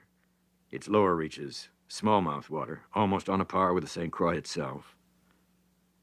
And there it was, just beyond the car windows, gray and ropey in the growing dusk. It ran under the County Trunk Bridge, surged to the right, and lost itself around the corner, where there's a grand series of rips. You just look at that kind of river in June and want to plump right into it. Not, however, when the president is in charge. We sat and munched. In that far northern corner of Wisconsin, darkness comes slowly in early June. That is a great help to deliberate evening campaigners. Those twilights were made for trout fishermen. They give you time, the president says, to square off at it. It was a night to remember. And the old duck hunters remember many such and are properly thankful. June, along the Namakagon, is a month of heavy perfumes and many birds. No stretch of the Namakagon in the Cable Sealy country offers more than the Squaw Bend territory. Trout waters can be very personal places. The best trout streams are the ones you grow up with and then grow old with. Eventually, they become like a familiar shotgun, or a faithful old setter, or a comfortable pair of shoes. You develop a profound affection for them. And you think maybe before you die, you'll even understand a little about them. We went downstream, he on the right bank, I on the left. At this putting-in place, high above the right bank stretches the level top of an old logging railroad grade. The light was waning in the west, and the top of this embankment cut off the sky like a knife. Below this ran the churning river, far noisier and more mysterious than it had been an hour before. Certainly you must know how it is to come to a place like this. A place you know well. A place where you're on intimate terms with the smallest boulders, where yonder projecting limb once robbed you of a choice fly, where from beneath the undercut banks the big ones prowl by night to claim the larger morsels of the darkness. Strange and utterly irresistible are such places to trout fishermen. There you had hold of a good one. Here you netted a smaller one. Down beyond the turn in the pool below the old snag pile, you lost still another. The spell of approaching night silenced the president, but not for long. "One thing I can't figure out," he said finally. His voice came to me from a point downstream, drifting over the purring waters in the sweet June air. "How can a Scotch Presbyterian like you enjoy anything that's so much fun?" He vanished in the gloom, like some wise and ancient spirit of the river. I heard his waiter brogues nick a rock as he stumbled, heard him cuss softly, and then the river took him in. Though it is early June, the mosquitoes are not bad. One of those rare nights when the pesky hordes fail to discover you there in mid-river. The temperature had dropped quickly from a sunlit 80 or so to below 70, and you know it'll be a night for blankets. You know, too, as the water laps at waders, that it is the cool, kindly hand of night which chills your river every 24 hours and makes it livable for trout. You are as relaxed physically and mentally as you will ever be. The river has reached out like an old friend and made a place for you. You pack a leisurely pipe, and the water about you is lit for a minute. The match hisses in the river, and the babbling mystery of the night deepens. The current plucks at your knees. Your fingers feel in the darkness for the familiar shapes of bass-sized trout flies. A whim will decide which one. From long experience, you have learned to hold fingers toward the western sky as you bend on your choice. What to do? Work the right bank down foot by foot with the short, efficient line of the after-sunset angler, or cover all the water methodically, persistently. Plop. A Namakagon brown has decided the issue for you. He's downstream, maybe as much as 50 yards. And a good fat plop it is. Just the kind of trout you would expect come prowling out from the snags on a cool June evening.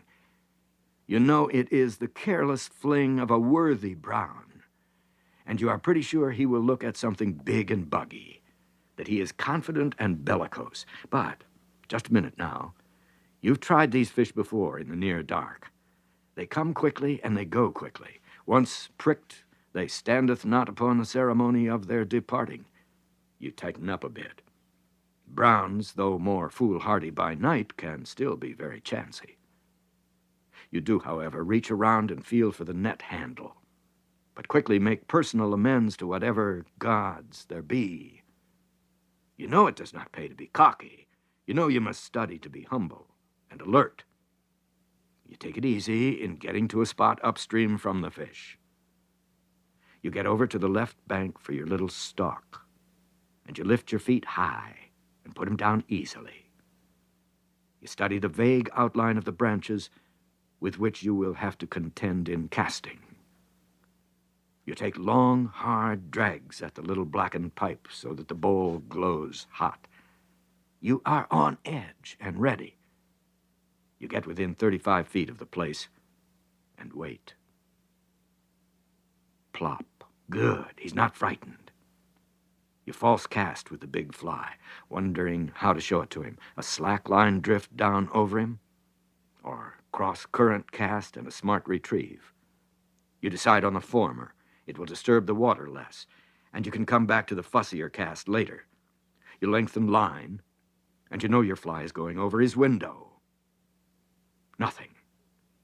Again and again you cast, letting it drift below him and out into midstream.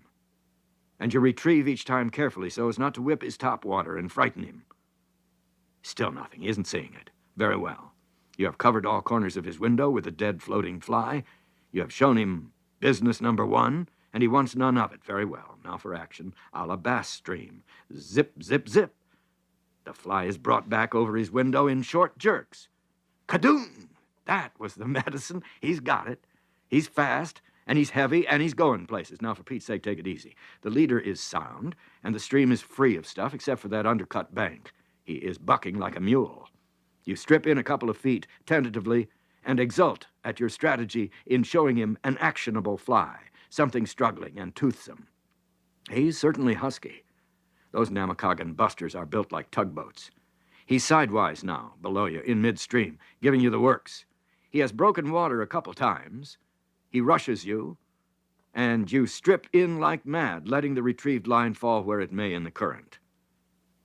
And then, after you have given him Mr. President's dose of sprouts, and you reach around and feel the hickory handle of the net, like many another after dark brown on the Namakagon, this one was a good pound and a half. I did not see him until he was in the net, and that's unusual. Generally, you see living flashes of fleshy brown out there in the gloom. He was reddish and thick and cold as ice as I removed the fly, tapped him on the head, and slid him into the wide, deep jacket pocket I used for a creel. I was trembling. I can't take 'em without quaking.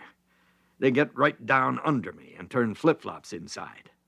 The pipe was out. The stripped line was bellied downstream. The fly was chewed. It was a pattern evolved by a friend whose stamping ground is the surging river Wolf. A few of its devotees gave it a name a year back, Harvey Alft's Nonpareil, and it has stuck. I went over and sat on a boulder near the bank. Just one trout and all that fuss. I sat and wondered, as all men have, if the day would ever come when I could take so small a fraction of a trout stream's population and not develop a galloping pulse. I have caught more trout than I deserve to catch. And always and forever, the good ones, like this fella, put me on edge. Send me hippity-hopping to a boulder on the bank to sit down and gather my wits.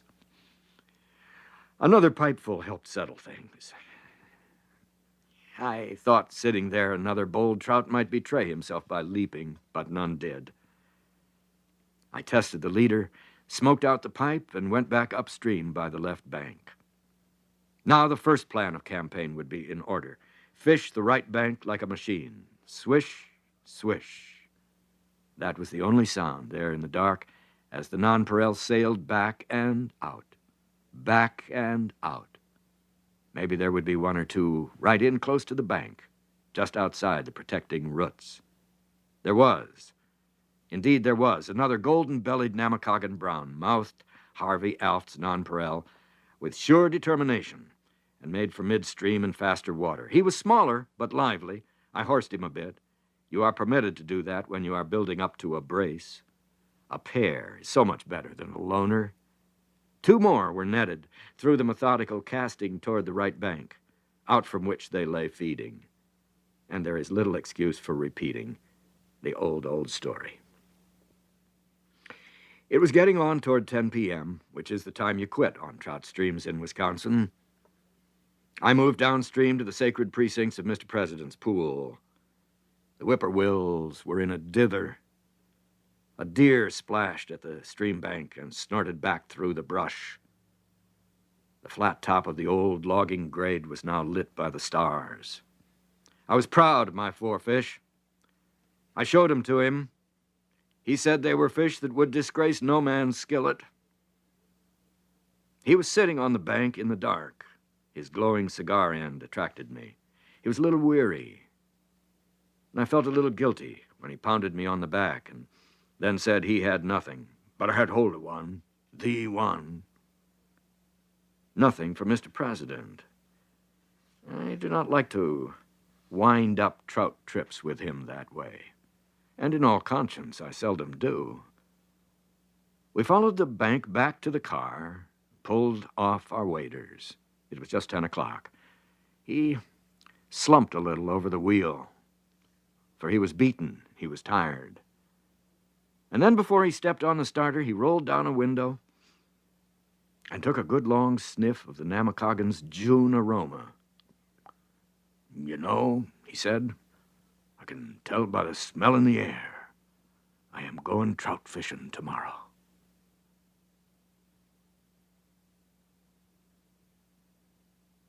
The Little Flight.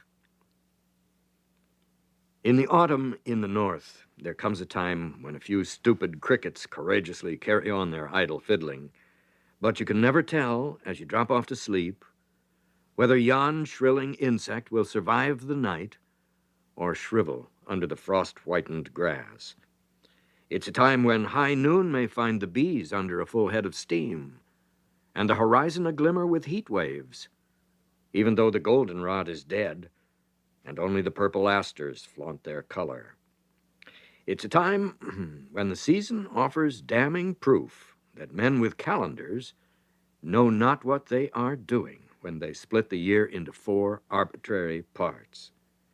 Some call it Indian summer, that precious interlude before squaw winter, which is the fake winter that comes with snow and gale and is liquidated around Thanksgiving with a real blast from the north. Some call it the tail end of summer, but whatever it's named, there's no place on the calendar for it. It's too heady with autumn scent for August. It's too warm for October. This is, as much as anything, the wedding of the seasons, the perfect blend of warmth and chill and sun and frost. It's also the time when the first of the migrating ducks marshal their legions and skim away from old homes. Not, of course, on that headlong hurry-up plunge we call the big flight, but rather on shorter, preliminary jaunts. It's the little flight. The big flight comes after. It's a compulsory thing, brought about by ice-glazed bays where the rice and wapeto and coontails grow. The big one is a stern and frigid business of earlaps and mittens and thrashing arms to keep up circulation. It's the traditional flight that we all know about and read about and look forward to. The little flight is so modest, so untraditional, so unsung, that sometimes it comes through our favorite duck wallows when we least expect it. But I know a man so firmly grounded in the arts and parts of waterfowling that he could not possibly ignore the little flight. And that man, of course, is the man who is always ready, willing, and able. The Honorable President of the Old Duck Hunters Association, Inc., which stands for Incorrigible.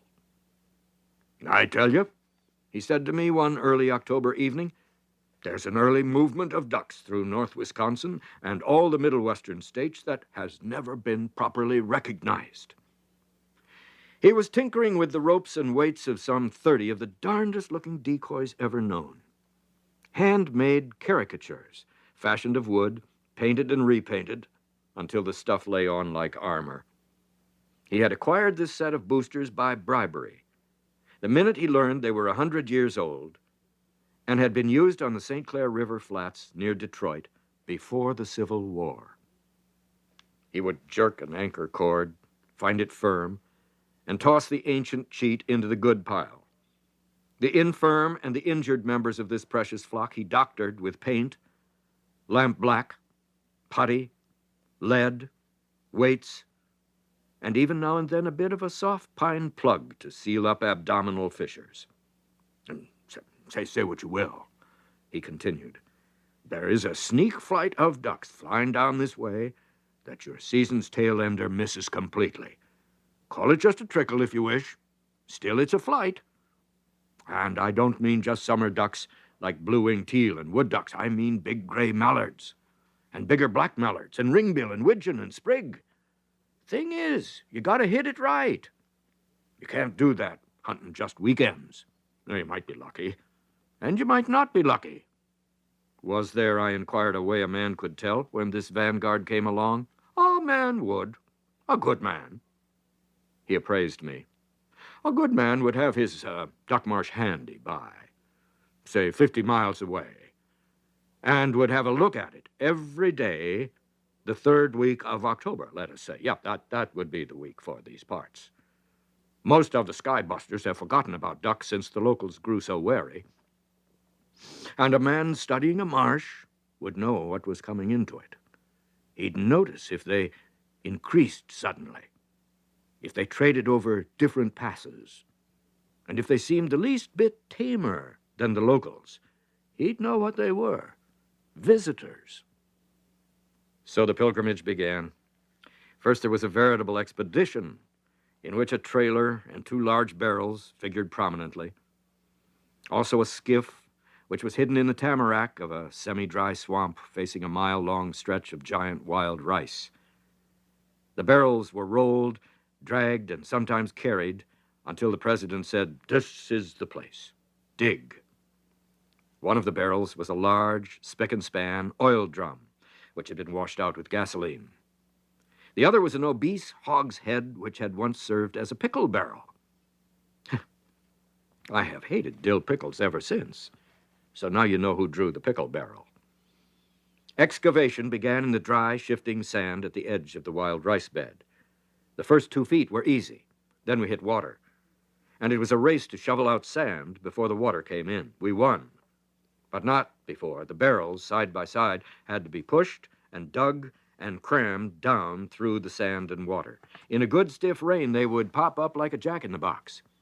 But the old duck hunters go nowhere without shovels, and it was always possible to reseed them. Such were the blinds. You let yourself down into them and braced your back against the inner walls. A mound of sand around their rims, flush with the ground, was trimmed with the native flora, covering your head. The theory was fine. I got so I could stay in one almost 20 minutes. The president, a patient man, would worm down in, adjust his head cover, light his crooked little pipe, and stay there for hours, perfectly comfortable. Once a visiting hunter stepped into one of these blinds and well-nigh broke a leg. The president told him they were porcupine traps. He'd better be careful because they were sprinkled all over the place. The visiting hunter did not again trespass upon the secret shores of Shallow Bay. The dedication of those barrels occurred after the opening. a period dedicated by the old duck hunters mostly to creeping up to hidden potholes back in the cutover. The lull had set in. Hunters quit the marshes for other shooting. They were the skybusters, waiting for the big parade. Ducks to them meant a first day and a cold day, and in between not much of anything. The daily ride to the wild rice bed continued. When the old maestro couldn't get away, yours patiently undertook the long trip to report back each night what he had seen come into the marsh over the high hill and through the pass and from down Namakogan River way. The Prexy followed these reports diligently, mostly shook his head. The little flight was not yet in. The trickle had not yet begun. Then there came a lowering day in the beginning of October's third week, and hearkening to my evening report, Mr. President opined there should be something to see next evening. Paper says it's 15 above at Medicine Hat. No sign of it here, but something will move down in front of that wave. We may even catch a bit of the weather here. And he was right. Next evening, as I surveyed the tawny rice bed of Shallow Bay in the final rays, there was more of a clatter in the center, and there were more birds dropping in. The music of wild mallards is worth listening to anywhere, but never better than when it comes to the ears over an old familiar duck patch, where history's been made. I drove a little faster on the way home to tell him, had there been more moving? Were there more birds coming in recklessly without preliminary swings? Were there maybe some bluebills in the rice with the ringbills and the mallards? And teal around yet? The answers all being met with a nod of Mr. President's head. He decreed an early start and plenty of shells, especially for you on those high ones. Me, I'll get along with a couple of boxes. In the morning, we had the marsh to ourselves. If anything, the congress of waterfowl scattered over the marsh had increased during the night. That dovetailed with the weather. For the Canadian Arctic front had hopped over the boundary and was whooping through the Dakotas and Minnesota and North Wisconsin. It was cold, and it was going to get colder. You don't have to look at the weather forecast to know that. Years of watching autumn nor'westers in that country replaced calculation with instinct. The marsh wasn't frozen over. It might be in another 24 hours. And afterward, if the weather softened, it might open up again and stay open even that far north as I have seen it far into November. This, of course, is unusual, but I have even seen that marsh open in December. The mile of wind-tossed rice stretched out before us. It was almost broad daylight when we had set out the decoys and adjusted ourselves in the blind. The odor of those long-departed dill pickles penetrated into my heavy blanket coat, and the president whispered across, "I can smell you and the barrel from here. On the way home, if we meet someone, pretend you don't know me." From behind a screen of twigs, we peered out. "It was going to be long shooting," he said. "Be sure and mark your birds. Cover is tough. Me, I'll drop mine right at the edge of the decoys." Would he want to place a little bet on the first duck? Say a good 10-cent cigar with a band on it? Would he? Quick as a snake on a sunny rock, he snapped me up. "Make it a box of shells. The rules are, any man may shoot when he's a mind to without tipping off the other guy." Even while he spoke, I noted his eyes were not on me, but were directed through the little curtain of leaves. Hawk-eyed, he was watching something in the air. I was too late. The long, lean barrel of his automatic flipped at the boom, and a single greenhead plunged almost into the decoys. He was about to sound a croak of victory, but sank quickly into the barrel and pointed out front. The shot had brought the marsh alive with tip-up feeders. Blacks and mallards, mostly, big devils hovering over the fringed rice, uncertain whether to flop back into the feeding troughs below or pick up and move on. A dozen, too curious, wheeled in close, and there was no time then to lay a bet. They hung in front of us in a 30-mile wind.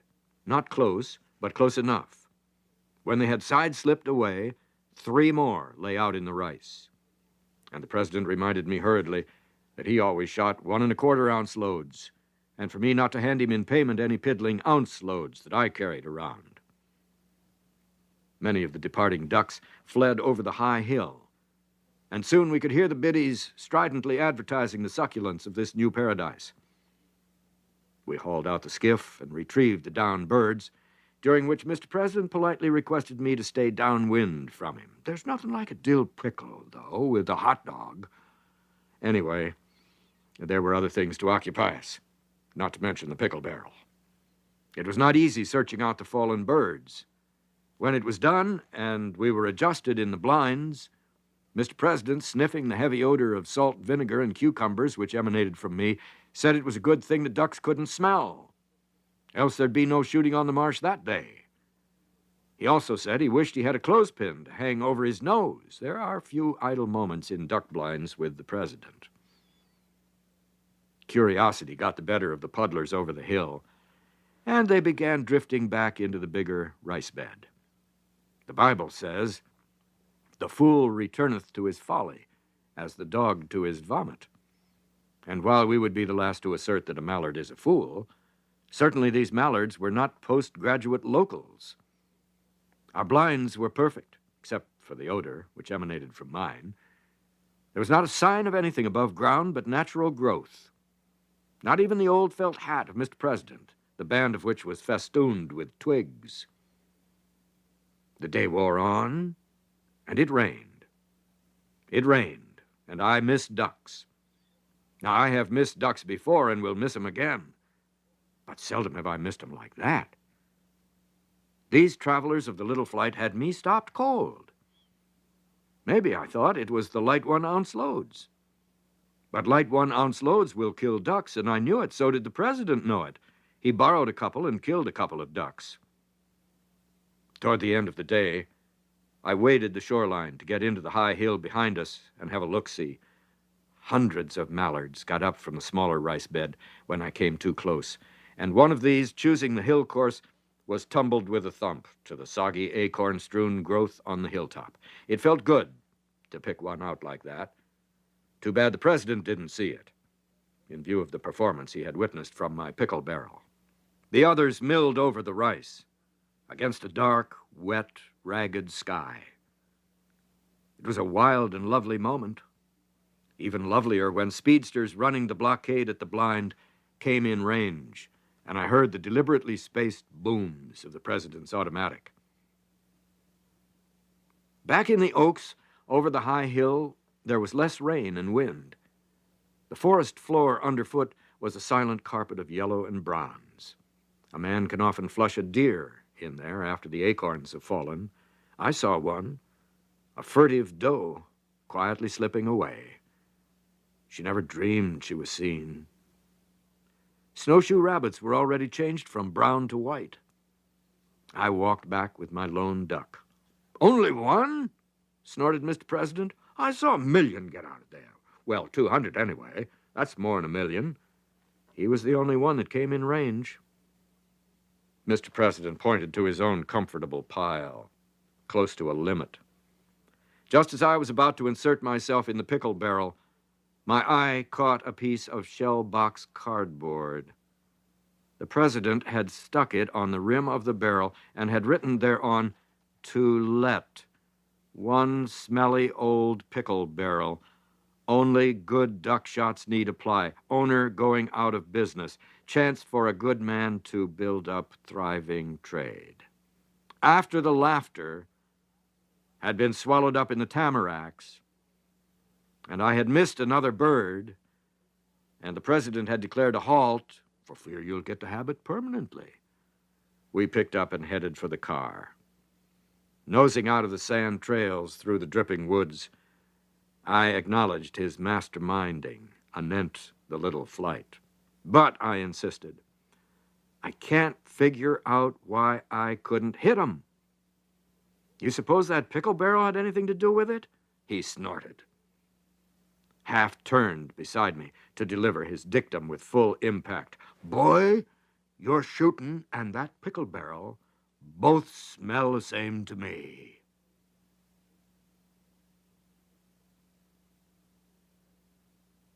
The Bandit of the Brule. The president of the Old Duck Hunters Association was clinging to the lower pantry shelf, head and arms thrust into a top compartment where he stores fishing tackle. Ignoring my entrance, he got a new grip, shifted his feet, and went on prodding a remote corner. From time to time, he grunted and hoisted a foot, the better to stretch his 5 feet and 7 inches. He made a desperate effort, almost slipped, and a Wedgwood saucer crashed to the floor. The president withdrew his head and said accusingly, "Now you've done it. Huh? You pushed me. That's why I slipped. Wait until my wife finds out who broke that saucer." He glared at me. There's no use arguing with the president of the Old Duck Hunters Association. "Don't stand there, gawping," he snorted. "Get a broom. No, don't throw the fragments in the wastebasket. Hide 'em, you loon, hide 'em. My wife always looks in wastebaskets." This remarkable man bounded from the shelf, dragging something with him. It was a pair of faded, patched fishing waders. He held them in the light from the window, pulled tentatively, and something gave way at a seam. "Now you got me excited," he shouted. "You've ruined a good pair of waders."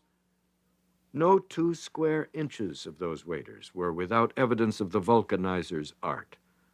"All right, I ruined your waders. How can a man fish without waders?" I suggested he might buy another pair. "Do you know what those waders cost?" he demanded truculently, and added before I could reply, $30? That's what they cost?" I knew they cost $18.25, and said so. "Not on your life. These were made to order. They had to send for 'em. Can't they send again?" "Well, if you want to go to that expense, it's all right with me. I want to be fair about it. I was going to take just whatever you had in stock. But if you really intend to duplicate these waders, well, the inseam measurement, it would come to think of it, I have an old pair." "Old pair?" His manner was bristling now. "As if I'd take an old pair. I'll take those your uncle sent you from Scotland. I know he was in jail when he sent 'em, but I'm not particular." And that's how the president got my new waders. He stole across the street to my house and removed them while I mowed the lawn. I saw him sneaking back home with them, the dog tagging along behind. The dog was supposed to be my dog, but had found a boon companion in Mr. President. He seemed to have found advantages in the president's mode of life that I could not offer. I was for going over to his house and stealing him back, but my wife was against it. She said it served me right, leaving things around where he can get his hands on them. There wasn't any use making a fuss. I'd have to get along that season as best I could with my hip-high rubber boots. The president also had my fishing jacket and a box of my flies. I had received the flies as a Christmas present from him, but he took them back the day after Christmas because he said I didn't appreciate such things. When I had demurred, he turned on me. What did you give me for Christmas? Nothing but a little etching of a trout jumping. A fine spirit to show at Christmas, grasping. That's what you are." The first day the president went fishing in my waders, he repaired alone to a secret place. You walk 2 miles through brush, wade a swamp, and hit the stream. Take you there, so every Tom, Dick, and Harry in town will find out about this place? Not much. He returned at midnight and phoned me out of bed. "Those darned waders you gave me," he commenced. "They're too long in the toes. You know I've got a short foot. When you buy waders, it's a wonder you wouldn't think of someone besides yourself. When I get a sock on over 'em, there's a big lump right in the toe. I never saw such a... Then bring 'em back. They fit me. There you go, always grasping. What's more, there aren't any suspenders or suspender buttons on 'em." There was a weighty pause while he let that sink in. Then his voice took on a cheerier note as he continued. "But I fixed that. At first, I held them up with one hand while I fished with the other. That was before I got the bright idea of slashing holes in the tops and rigging up suspenders out of a fly line." I had a sudden suspicion it was one of my fly lines. He confirmed it cheerfully. "I took that old cream-colored double-tapered line I found in your fishing jacket and cut it up for suspenders. It worked pretty good. Next time you buy waders, get some that don't need overhauling on the stream. Damn if I ain't sick and tired of wasting good fishing time repairing your stuff." He hung up, and I lay awake 2 hours, wondering if I'd left anything else lying around that he might have appropriated in his ingenuous fashion. It was not until a week later, on the Cranberry River, that I fully realized how much those waders would cost me ere summer had fled. Returning at night to our parked car, the president bade me pull off his and/or my waders. I always have to do that. I've tried for years to skid him along the ground, but he anchors himself, and I am very likely to fall over backwards myself. "Them waders," he began. "Cheap things. I just barely brushed against a spruce stub, and rip went the right leg. See? Just above the knee. It's only a 6-inch rip. You can get it vulcanized." I did. It cost $2.40 for the job. It would have been cheaper if the tire shop man hadn't found 3 other weak spots, and like a dentist exploring for cavities, reinforced them. Anyway, I got the waders back. But the president learned somehow that I had them repaired and crept into my house one night, and that's how he got them back. I did the best I could on the various trout waters of North Wisconsin in a pair of new tan rubber ducking boots. Good thing I had them. They always shipped water over the tops, but they kept a fellow dry for a little while. Their rubber bottoms were slippery on the rocks, but it was cheaper using them than risking a wife's disfavor by investing in new waders. How much money have you spent on that junk already this year? Once more that season, the president returned my waders for dry docking.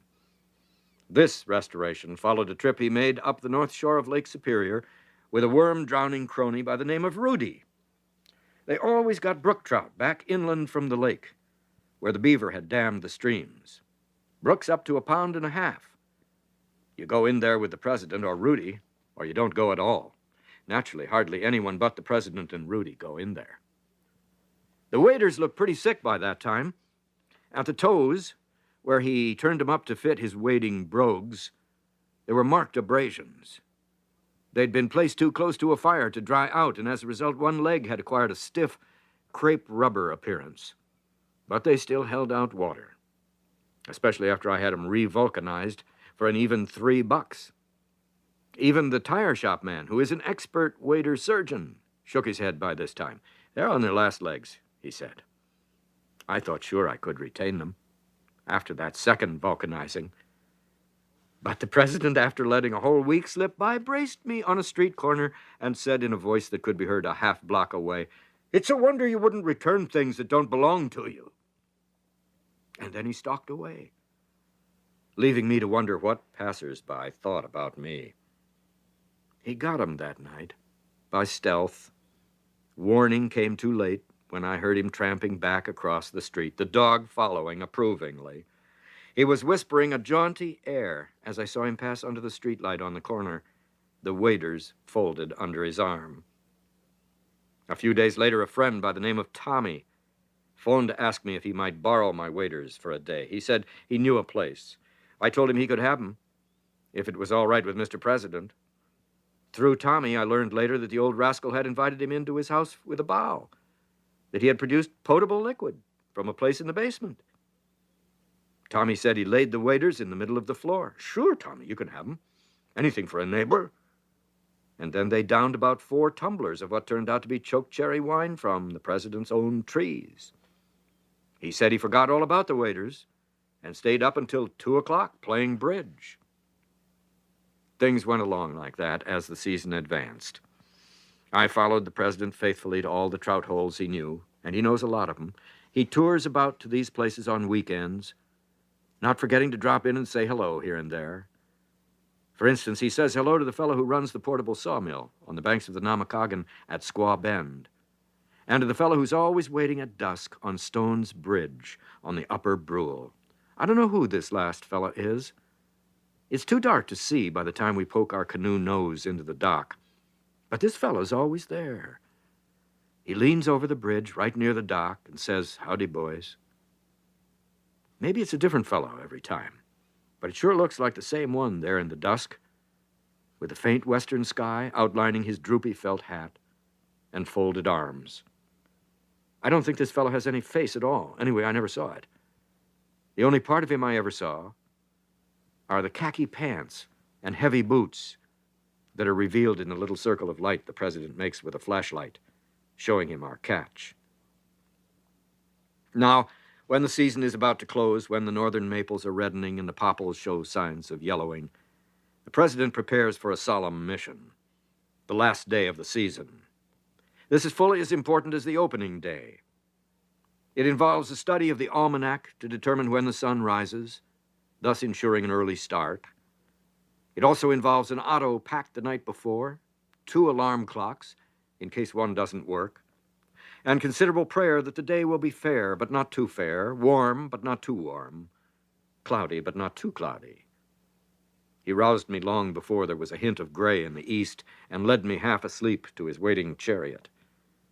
There he bade me take the wheel while he crawled in among the duffel in the rear and went sound asleep after commanding, "McNeil's, on the lower Brule." So that was the place he had chosen. Good judgment, I mused, as I wheeled through town, across the Namaji River fill, under the ore dock approach where the laden cars thundered by overhead. McNeil's. Not a bad place for the last day. The Browns from Lake Superior have a habit of working upstream in late August. The president, with my now disreputable waders as a pillow, got in a solid 2 hours of sleep as I drove through the sweet August dawn. It was light when we drew up under the lone spruce in the clearing. River mist marked the pathway of the Brule along the valley as far as we could see. The president grumbled about the waders, put 'em on gingerly so as not to strain the seams, said he doubted if they'd last out the day, told me to be back at 11 for lunch, and stalked off by himself downstream. After he had departed, I prepared myself for the final quest. I put on the inadequate rubber boots and wondered how long it would be before the water would come trickling over their tops. I never attempt to accoutre myself for the river while the president is messing around inside the car. He requires an acre lot in which to get ready. He goes through every pocket, bag, car pocket, and corner and takes what suits his fancy, regardless of whose it is. I just sort of stand around hoping he won't see too much. When he is gone, I dive in and take what's left. The most magical place in the world for me at 5 o'clock in the morning, on the last day of the trout season, is the lower Brule of Wisconsin. Then autumn has already laid a tentative finger on the country. The steep banks of the Boise Brule play hide-and-seek in the morning fog. The river is a sullen gray rope, more crooked than at any place on its 66-mile length. Water that was warm a month ago, yes, 2 weeks ago, seemed suddenly frigid, the result of longer, colder nights. It was a morning of mornings. Always by some inscrutable legerdemain with the weather gods, the president arranges for perfect weather on final day. He admits he has a special arrangement with the people who prepare weather, and will trade a good closing day for, say, rain on the day of the Odd Fellows' picnic. Above this place we call McNeil's Hole, there's a long stretch of fast water, perhaps 400 yards, with a 2-foot sheer drop at the beginning of it. There I went, and with a gold-bodied brown bivisible sought to solve the mystery of a plunk-plunk that sounded from the middle of a deep run. I'd have bet money that fish would have taken. Getting closer, I saw him through the mist. A bold 2-pound brown, feeding steadily, coming clear out of water and plunking back. No better time. Early morning and late evening are best for browns. They seem less wary then. Middle-of-the-day tactics are not needed. I offered him the bivisible a score of times. I doubt if on any of the casts he saw the telltale leader or line, but he wouldn't come. He wouldn't come to anything I had. I did not put him down. I left him plunking there in the corrugated riffle. For what, I never learned. Upstream a bit, 2 smaller brownies surrendered to the lure of gold, and 2 more came to net from flies dropped right into the churning froth beneath the little 2-foot falls. I worked upstream. The sun was climbing, mist evaporated, A porky swam the creek in front of me. By 11 o'clock, weary, hungry, I returned to the car. The president had been there ahead of me. He had some fish. Yes, I've got some good keepers. But them damn waiters. Look at me. I'm soaking. I feel like a spaniel. Give me a cup of coffee before I catch my death. He dried out while we ate. After the meal, the president produced 2 heavy wool blankets and spread them triumphantly in the shade of the car. In 5 minutes, he was snoring. After he got to sleep, I managed to swipe one blanket and snoozed myself, with a hum of insects in my ears. It was near 4 o'clock when he awakened me. There he stood, fully clad for the stream, wearing my rubber boots. The waders, half dried, hung from the big spruce like half a scarecrow. He said, I felt sort of conscience-stricken about those waders. Here it is the last day and you haven't had a chance to use them. You take them. We went fishing, this time together and downstream while the sun dipped lower. The river grew louder, the air chillier. Downstream, beyond the rocky stretches to where the holes were really deep. Wet fly water it was. And the browns began to hit with considerable zest when the sun was definitely under the horizon. I was soaked to the waist in no time. The president, by canny manipulation, managed to stay dry even in the boots. No mean feat on the Brule. His 9-foot rod with the foot-long cork handle gave him casting distance where I was stymied with my 8-foot rod. He reached into places I couldn't touch. He took browns. Always we take browns on the last day. Not a rainbow in the stretch, nor a brookie, but browns, zippy, sparkling devils from the big lake, feeling again the frigid waters of the Boise Brule as they work upstream to spawn later in the fall. We were 2 miles from the car when the president called a halt. We clomped back along the bank, feeling our way in the gathering darkness. Twice we waded the river on shortcuts. Each time the cold river stung into me through those miserable waders. At the car, the president proceeded with the vespers of the old duck hunters. He rubbed the back of his hand across his mouth and said, "Nah, smack." He fumbled in the glove compartment, came up with a bottle, and poured a drink apiece. After an interval, he poured another. Always there are 2 drinks, never more except on special occasions. We sat on the running board and sipped. Gradually there spread through my chilled body a warmer, kindlier feeling toward my fellow man. I looked down at the waders. The toes were practically worn through. All the seams were either loose or frankly open. The surface was speckled with black rubber patches. At the crotch, the outside material was rubbed away to the rubber beneath. I must have shivered in the cool night breeze, for the president poured a 3rd drink, an unexpected gratuity. The president peered into my creel and opined I had caught the best mess of trout. He slapped me on the back and said I was a good fellow. There was about him a hail fellow note that ordinarily he did not waste on me. He spoke. "I'm glad I let you use those waders today. They sure are swell waders. I never wore a finer pair in my life. I want you to know just how I feel about 'em. I'd just as soon part with my wife as I would with those waders. They're that comfortable." At the moment, everything he said sounded logical. I looked again at the shredded waders. I said, sure, they were great waders. I said I'd patch 'em, and they'd do just fine for another season. "By all means," said the president. "You'll need those waders next spring. I think you ought to have 'em.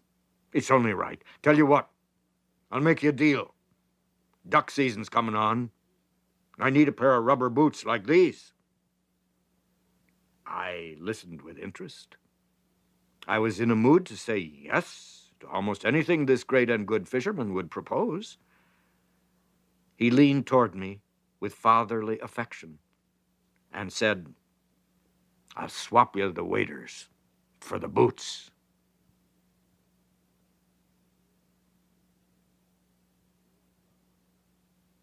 The Old Brown Mackinaw. When the president of the Old Duck Hunters Association died, the hearts of many men fell to the ground. There was no one like Mr. President. When the old-timers go, there's no bringing them back, nor is there any hope of replacing them. They're gone. And there's a void. And for many, many years, I knew the void would never be filled. For this paragon of the duck blinds and the trout streams had been the companion of my heart's desire for almost 20 years. I made the common mistake. I looked for another, exactly like His Honor. How foolish it is. As foolish as it is for a man to try to find another beloved hunting dog, exactly like the one that's gone. In the years after Mr. President's death, I fished and hunted more than before, and often alone. There was a great deal of fishing and hunting from Florida to Alaska before a man came along who fit the role once occupied by Mr. President. And this is how it was. I was sitting in the ballroom of the Lorraine Hotel in Madison, Wisconsin, covering the proceedings of the unique Wisconsin Conservation Congress. I became aware that a man carrying one of the 71 labels for the 71 counties of the state was eyeing me. He held aloft the cardboard label, Iowa, signifying that he was a big wheel in conservation from that western Wisconsin county. He looked like Huckleberry Finn, and he grinned eternally. One of the first thoughts I had about him was that he probably could not turn down the corners of his lips if he wanted to. Each time I glanced at him, his eye was upon me. This sort of thing is unnerving. Once he caught my eye and held it and grinned harder. I grinned back foolishly. The beggar burst out laughing. I felt like a fool. He knew it and laughed at me. Let me give you the picture more completely. In that room sat more than 300 dedicated, articulate conservationists. They were framing, no less, the fish and game code of this sovereign state for an entire year. Not in silence, you may be sure. Up at the front table on the platform, as chairman of the Congress, sat Dr. Hugo Schneider of Wausau with a gavel in one hand and, so help me, a muzzle-loading squirrel rifle in the other. Each time Robert's Rules of Order seemed about to go out the window, Doc would abandon the gavel and reach for the rifle. In this delightful pandemonium, in this convention of impassioned hunters and fishers, and amidst the shrieks from the wounded and dying delegates, Wisconsin evolves its game and fish laws. And if you can think of a more democratic way, suggest it. We may try it. At one point in the milling commotion and confusion, I saw my grinning friend slip to the floor and on his hands and knees start crawling toward me. By this manner of locomotion, he managed to evade the baleful eye and subsequent vengeance of Dr. Schneider, and he crawled up to my chair and handed me a scribbled note. Then, still on his hands and knees, he crawled away. The note read, "I've been reading your drivel for years. See me after school if you want to get some good partridge hunting. Harry." Since then, I suppose I've seen him 1,000 times. On trout streams, on lakes, in partridge cover, in the deer woods, in the quail thickets, and, yes, in the August cow pastures where the blackberries grow as long as your thumb. And in the good September days, when you can fill a bushel basket with hickory nuts beneath one tree. No outdoor event of its season escapes Harry. He's lean and 50-ish. He's a superb shot. He ties his own flies, one a black killer with a tiny spinner at the eye, made from special light material he begs or steals from dentist friends. On a dare once, he shinnied up a 12-foot pole and came back down head first. Once he made me a pair of buckskin pants. All in all, an unbelievable person. How natural, then, just this last October, that we should rendezvous not in Iowa County, we saved those partridge until December, but at the ancient headquarters of the Old Duck Hunters Association, 2 whoops and a holler north of Hayward, Wisconsin. I got there first. It's not hard for me to do when going to this place. Some things do not change, and this is one of those things. It's exactly like it was before the atomic age.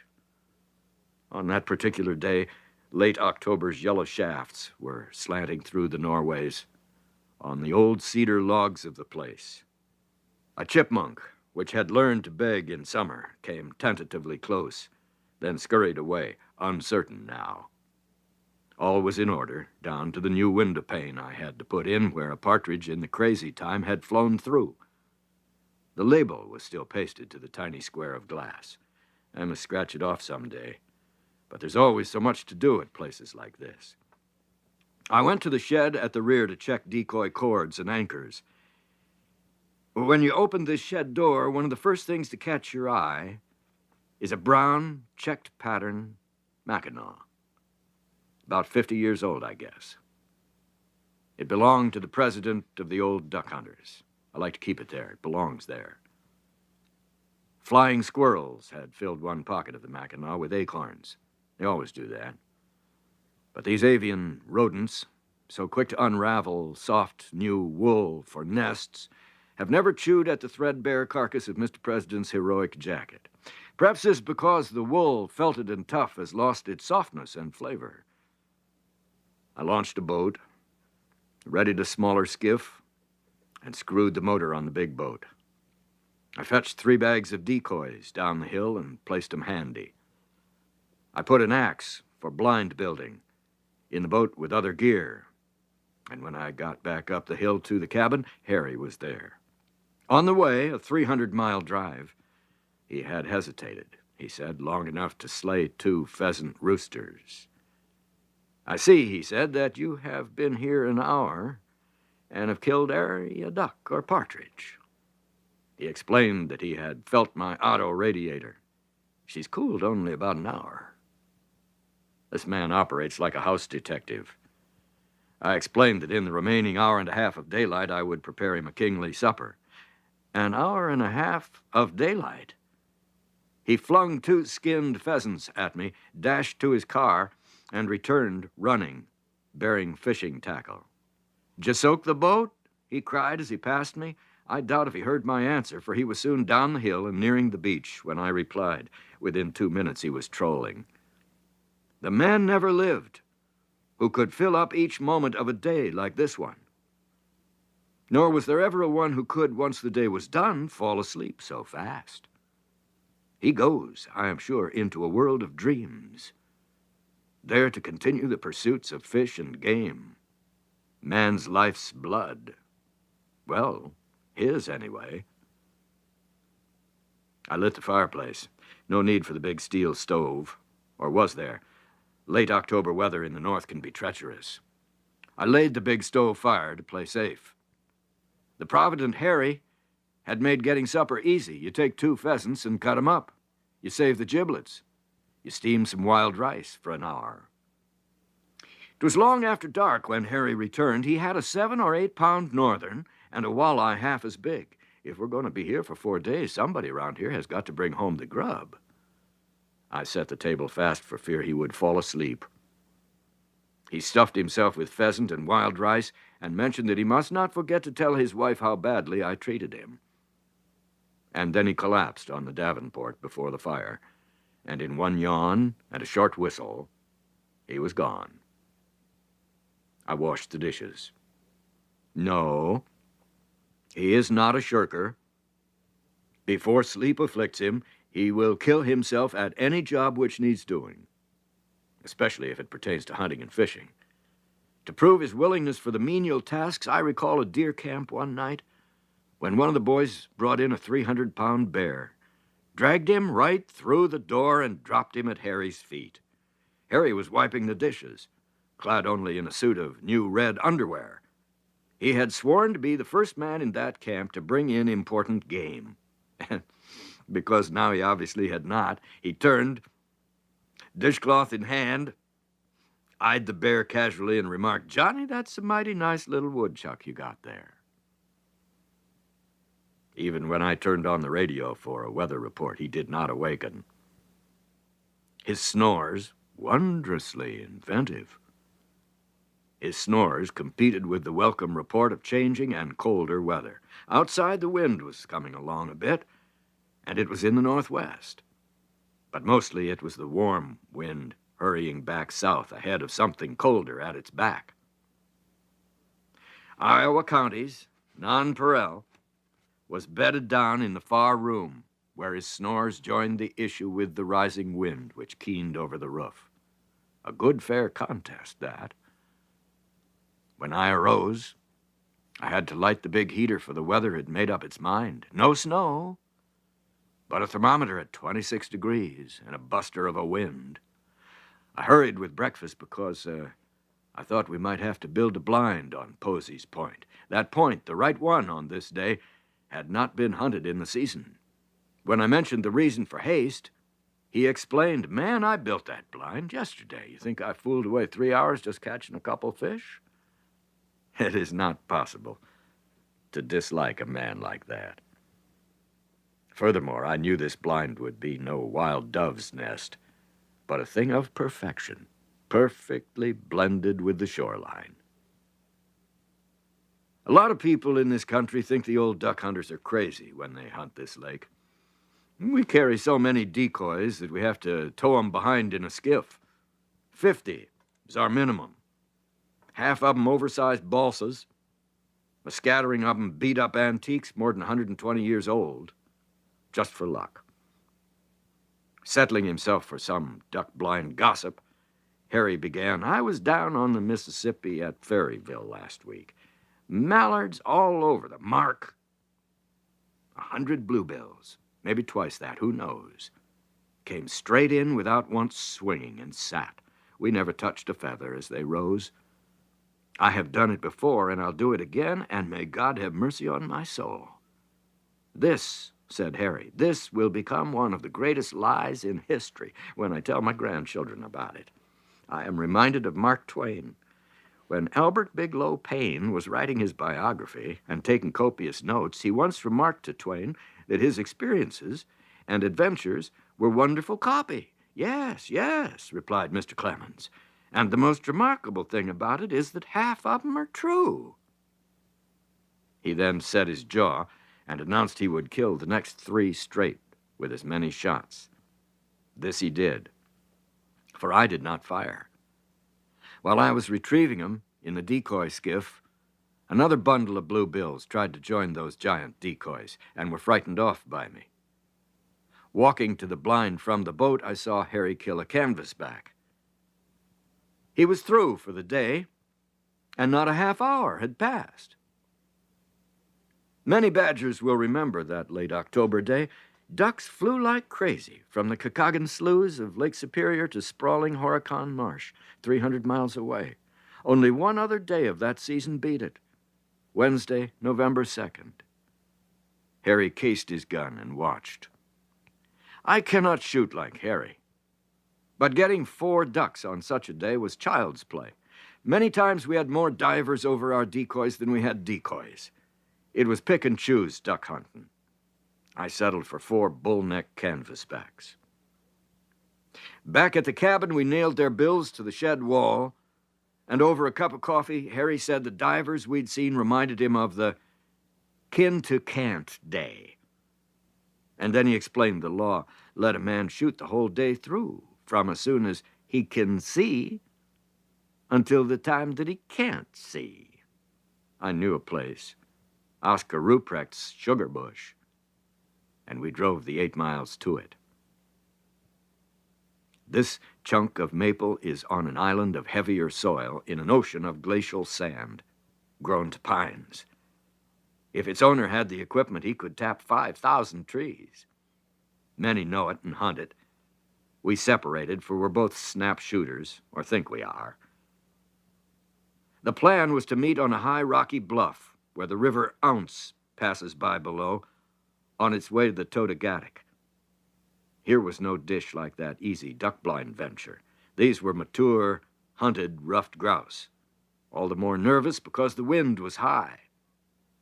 On one of the tote trails where Oscar's tractor hauls the sap tank, I missed my first bird, then missed two more. A half-mile to my right, two calculated shots sounded, well-spaced, perhaps a double. Ah, well. My fourth bird was as good as dead when it got out of the red clover in mid-trail and flew straight down the road. I missed him, too. 3 times more. And later, a couple more times, Harry's gun sounded. Then 2 birds flung themselves out of the yellow bracken beside the 2-rut road, and I got one. When I was walking over to pick it up, a third pumped up, and I got it. It was noon when I got to the high bluff. Deer hunters with scopes on their rifles love this place. From it, they overlook almost a half-mile of good deer country in 3 directions. My sandwich tasted good. I lit a little friendship fire. Thought about other days on the river below me. It's a pretty good trout stream for anyone who will walk in 2 miles before starting to fish.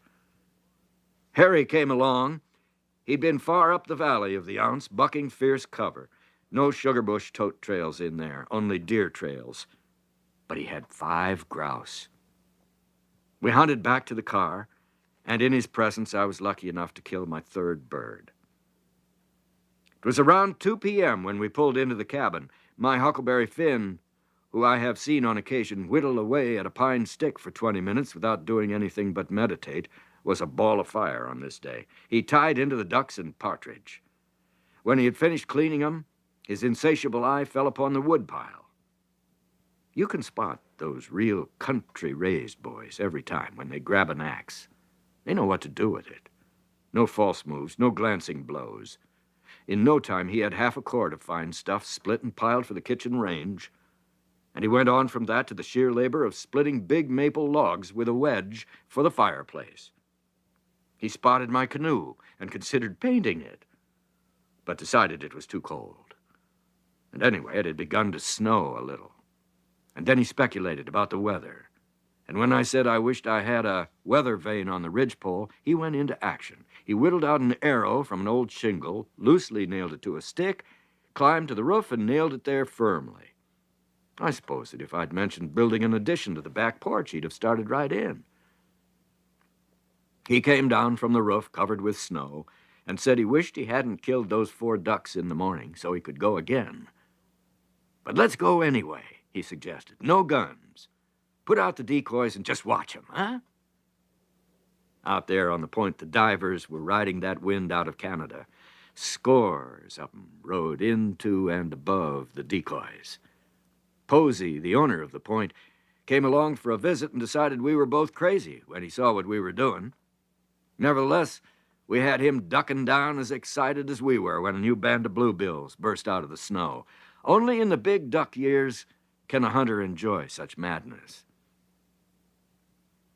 Our shore duty at dark that night involved careful preparations against the storm. We pulled up the boat and skiff higher than usual, covered everything with a weighted tarp.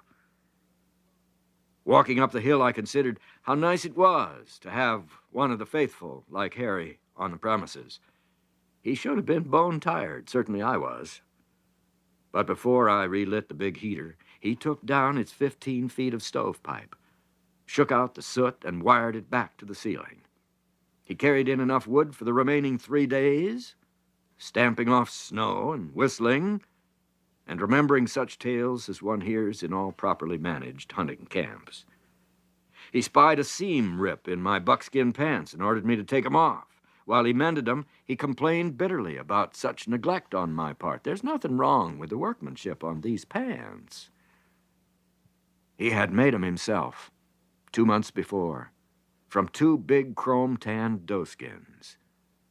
He just walked into my house one night with a gunny sack containing the skins, a piece of chalk, and some old shears his wife used for trimming plants. He cut the pants out, fitted 'em to me, and took 'em to the shoemaker's shop, where he sewed 'em up and affixed buttons. I never in my life wore pants that fit so well. This man should have been born in the same time as a Kit Carson or a Jim Bridger. Turn him loose anywhere in his native heath, which is Wisconsin, and given matches, an axe, a fishhook, and some string, he'll never go hungry or cold. He's a true countryman, a species almost extinct. Each day of the year finds him outdoors for at least a little while. In trout season, he hits the nearby streams for an hour or two around sunup. His garden is huge and productive. In the raspberry season, you may not go near his home without being forced at gunpoint, if need be, to eat a quart of raspberries with cream. He represents something almost gone from our midst. He knows the value of working with his own hands, of being eternally busy, except when sleeping. His last act that snowy evening was to go to his car and return with a bushel of hickory nuts. He set up a nut-cracking factory on a table, using a little round steel anvil he'd brought for busting 'em.